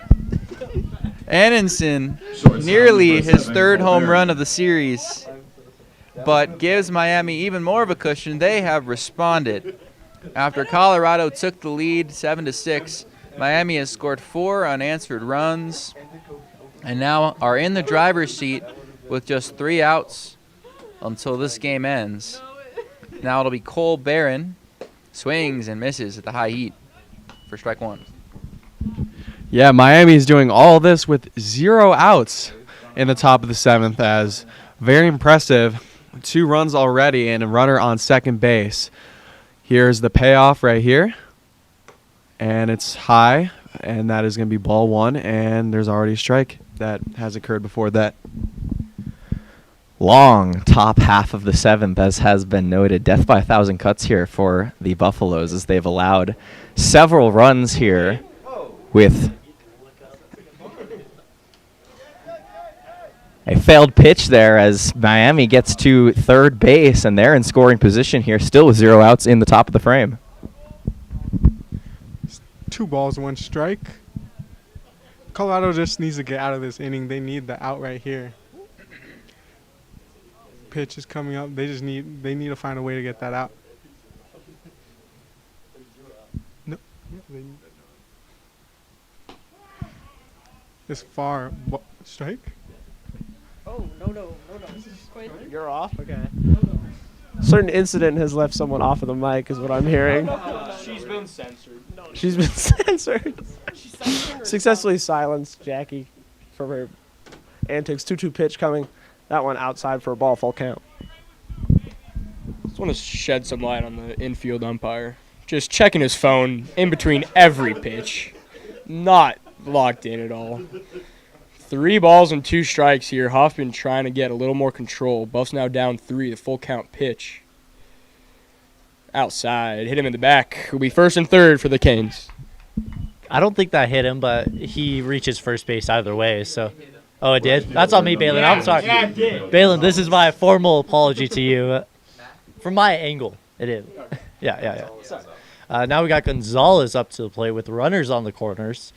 And, man, it's been a while since CU's recorded an out. But, there's still... Tough for a pitcher to come back in. Yeah, it's hard for a pitcher to come back in. That's why you see often with rain delays, they just sub out the pitcher, as that is a nice swing and a miss for the strike right there.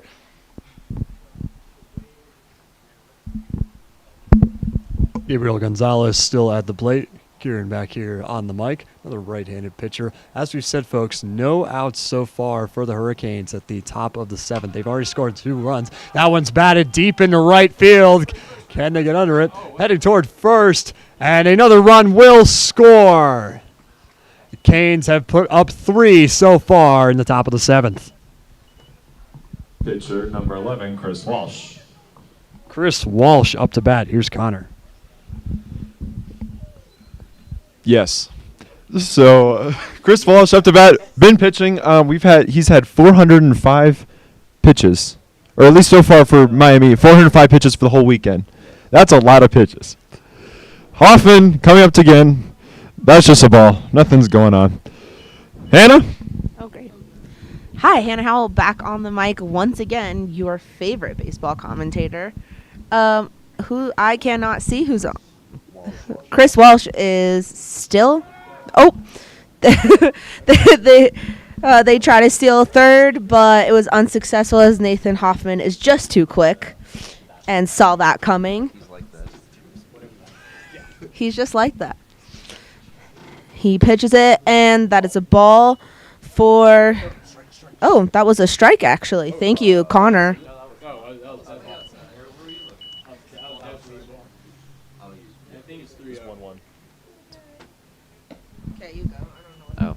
Yeah, I don't. Nick Evans back here. The score is the reverse of the Friday game, 7-11 in favor of the Hurricanes.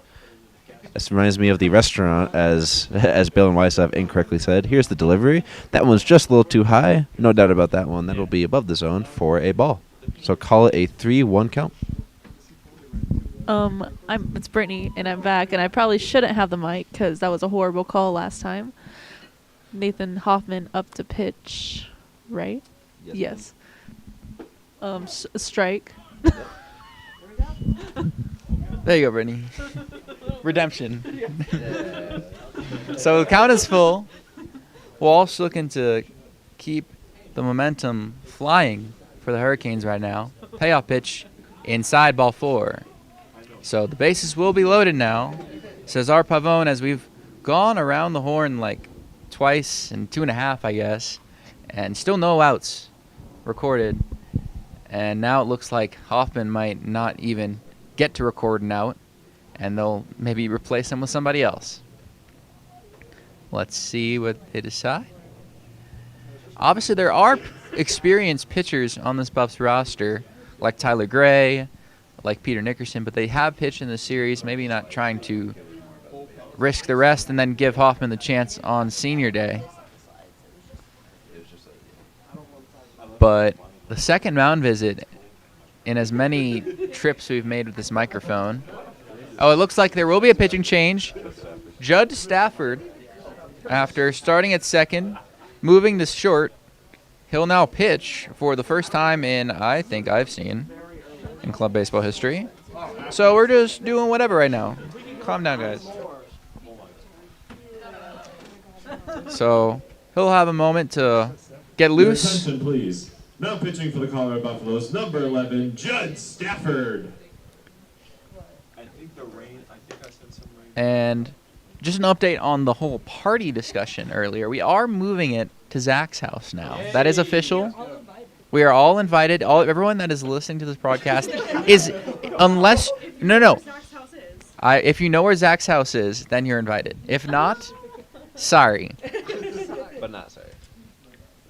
But it is for the SCO Buffs sports team, so end of the year celebration.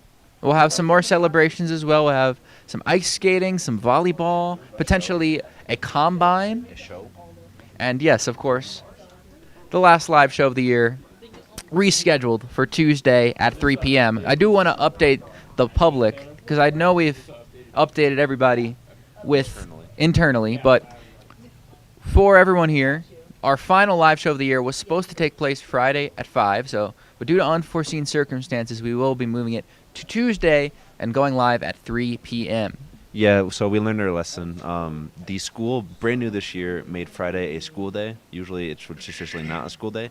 And all of the end-of-year events were moved to Friday without, any notice for any school. So, all across campus, so many clubs and classes got unexpectedly moved or canceled because of this brand new kerfuffle with the school day on Friday. Kerfuffle is a good way to put it. Here's Noah. How's it going, everybody? On the broadcast, it's your boy Noah, and here is the pitch, his first pitch ever, and it is low for a ball. We've seen a lot of things happen here in the top of the 7th. Still 0 outs. The umps checking their DMs. It's been a wild ride, and I'll do another pitch here. Why not? And that is a nice, crisp pitch for a ball.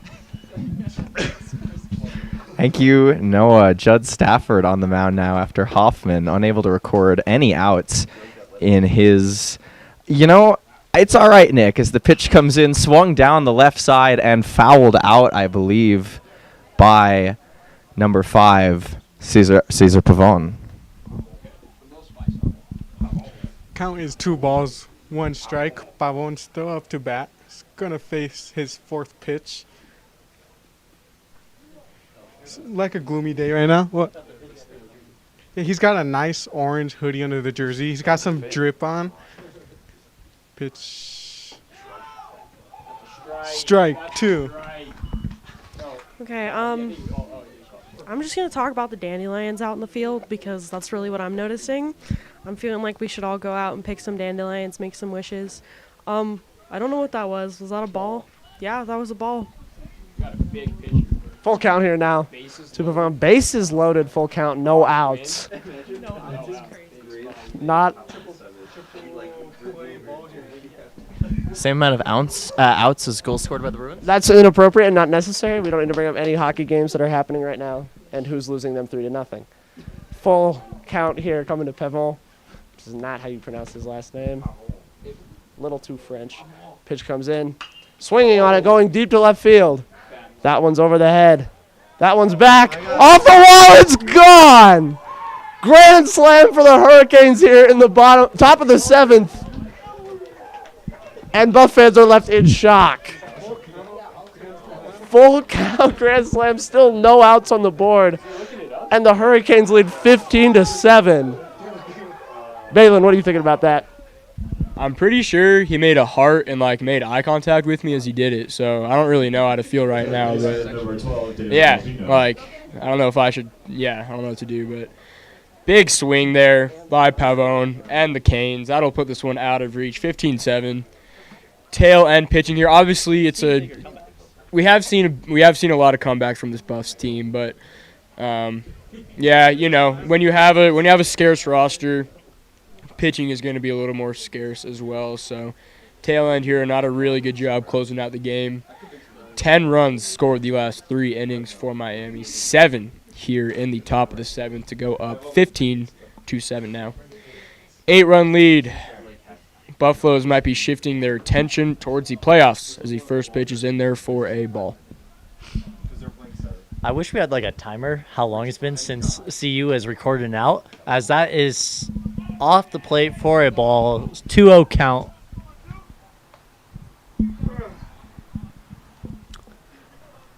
Folks, that is a 2-0 count for David Del Pino, for Miami. Let me tell you, that grand slam just now was absolutely ridiculous for this Miami Hurricanes team as the clouds are rolling in. The count is, I believe, the umpire is signaling 1-2. So we will reset that on the scoreboard. First, that pitch will even the count at 2. We think it's 2-2. I control the scoreboard as well, so we'll see. I think it's a ball now, so I'm just going to put that 3 up on the board. So full count for Del Pino. More softball team players rolling in. Stafford with the pitch. It's going deep to the second baseman. Thrown up. And now record the first out. So one down. And we got Logan Carter up to bat. Here's Hannah for you. Lovely. Hi again, CU Buffs fans. This is Hannah Howell, Vice President and Social Media Director of School Buff Sports. Now we have number one, Connor. Logan Carter. Logan Carter up to bat for Miami as CU pitches, and that is a ball. You know, we're warming up. We got this. Thank you. Thank you to Miami for giving us their weather. The sky is now darkened. Yeah, we have a possible storm coming off the mountains. That remains to be seen. Also, will count as the first pitch of my call is there. That one's a grounder to third. He'll go 6-3, and that is on the money. After a 18-minute inning without any outs, we have back-to-back for the Buffaloes, trying to stop that bleeding. And here is my girlfriend. Oh, hello. I am back. What's the pitch? On the mound right now is Judd Stafford. Judd Stafford. Strike. Do one more. Okay. That is Rico up to bat. Rico up to bat. Just swung on and missed. Who just swung. Throw. And then another strike. Another swing and miss. Thank you, Brittany Garcia, our future alum in 2 weeks. Now to another future alum in 2 weeks. More like 6 days.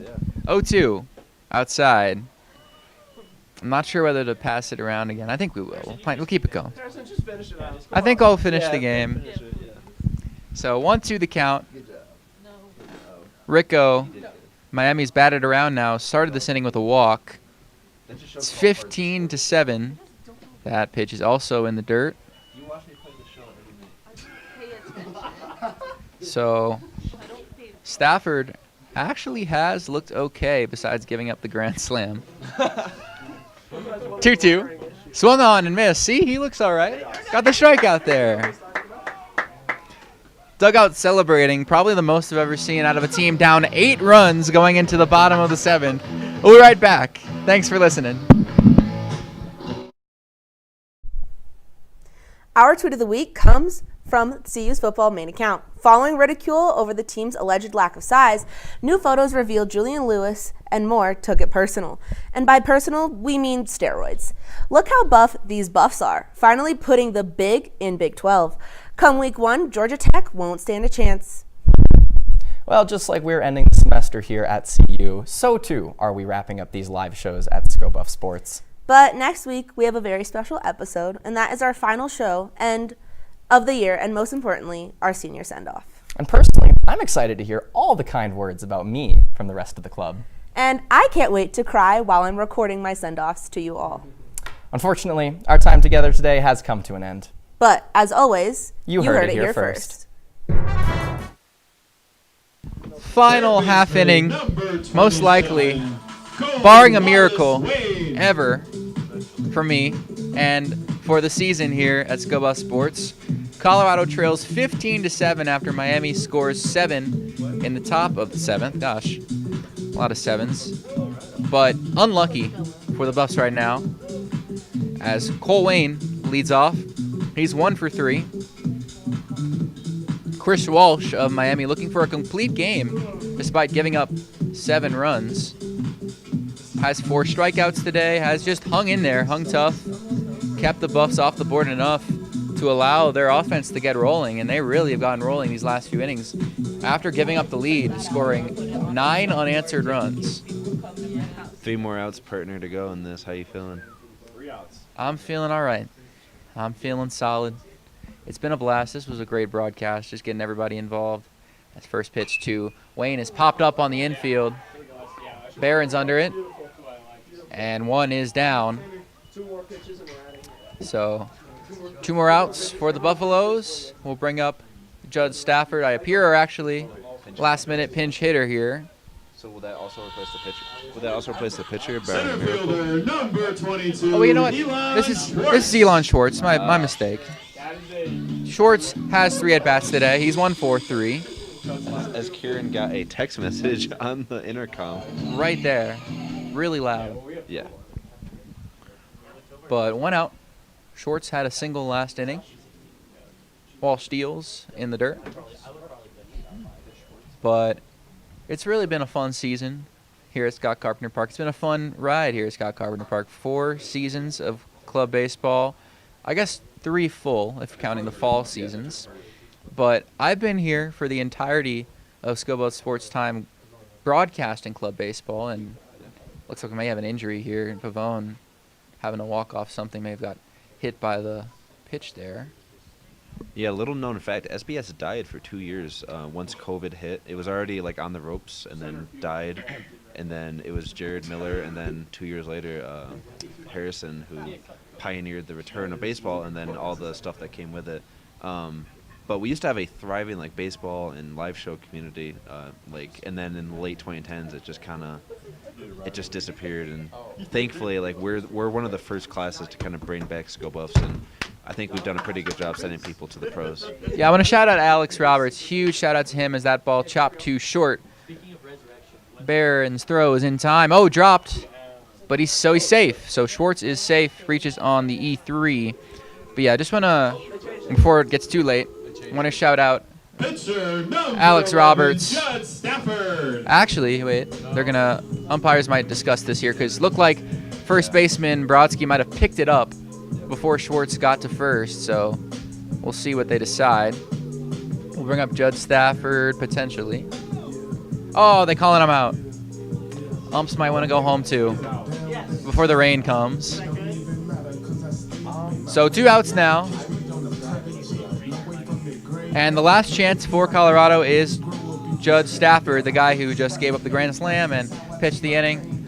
But yeah, Alex Roberts, absolute pioneer. You said I pioneered. I was just along for the ride. I was really just with him. Yeah, I was the hockey cameraman. I did all the hockey and then came to baseball, had a blast. Got to call some games, and it's really been a fun experience. Unforgettable, some of these memories. Obviously, there haven't been too many high-stakes games, but I think just overall it's been a really, really fun time as Stafford up 1-0. That was a strike. Oh, that was a strike? So now it's 1-1. Miami looking for their second win in a row. Would be their second road win, and even the series at 2, Buffs would drop to 18-10 to close out the regular season. We'll move on to regionals and test their luck against the Mid-America region's best. 1-1 pitch. Hammered foul, out of play. Nice rip from Stafford. But yeah, I want to shout out Alex, and want to also shout out Jimmy Searfoss, who used to do these games in a Twitter space, just like calling it on the radio. And that was, very important to him. He's obviously a huge baseball guy. Now back at 9 News in Denver, covering a lot of that. I'm sure to see him some high school baseball games as well. Maybe he'll end up here, covers a Boulder High game. Or, we've seen those here before, the home of Boulder High. So I want to shout out him for being a big part of those baseball broadcasts. The 1-2, popped up. Shallow center. Center fielder charging and makes the catch. Miami beats the Buffaloes for the second time in a row and will even the series at 2. 15-7 is the final score. Good job, guys.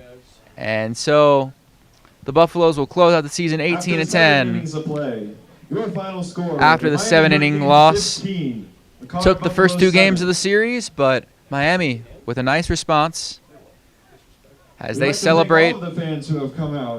And it's been one heck of a season here for everyone here at Scobo Sports. We will definitely bring you any extraneous coverage that we see from the Buffaloes in regionals and potentially the NCBA World Series. So for Kieran Warder, for Connor Tarbert, for Hannah Howell, Brittany Garcia, Colby Wyatt, Balin Weisup, Quinn Kreck, Jackie Rivera, Aiden Glockner, Aramis Loma Guzman, and Nick Evans, and Noah Bushke. I'm Harrison Simeon, and for Lincoln Roach, who couldn't be here because he was sleep, but wanted to be here as well. And for all of the Colorado Club baseball players, for all the Miami players as well, we say so long from Scott Carpenter Park, and you heard it here first.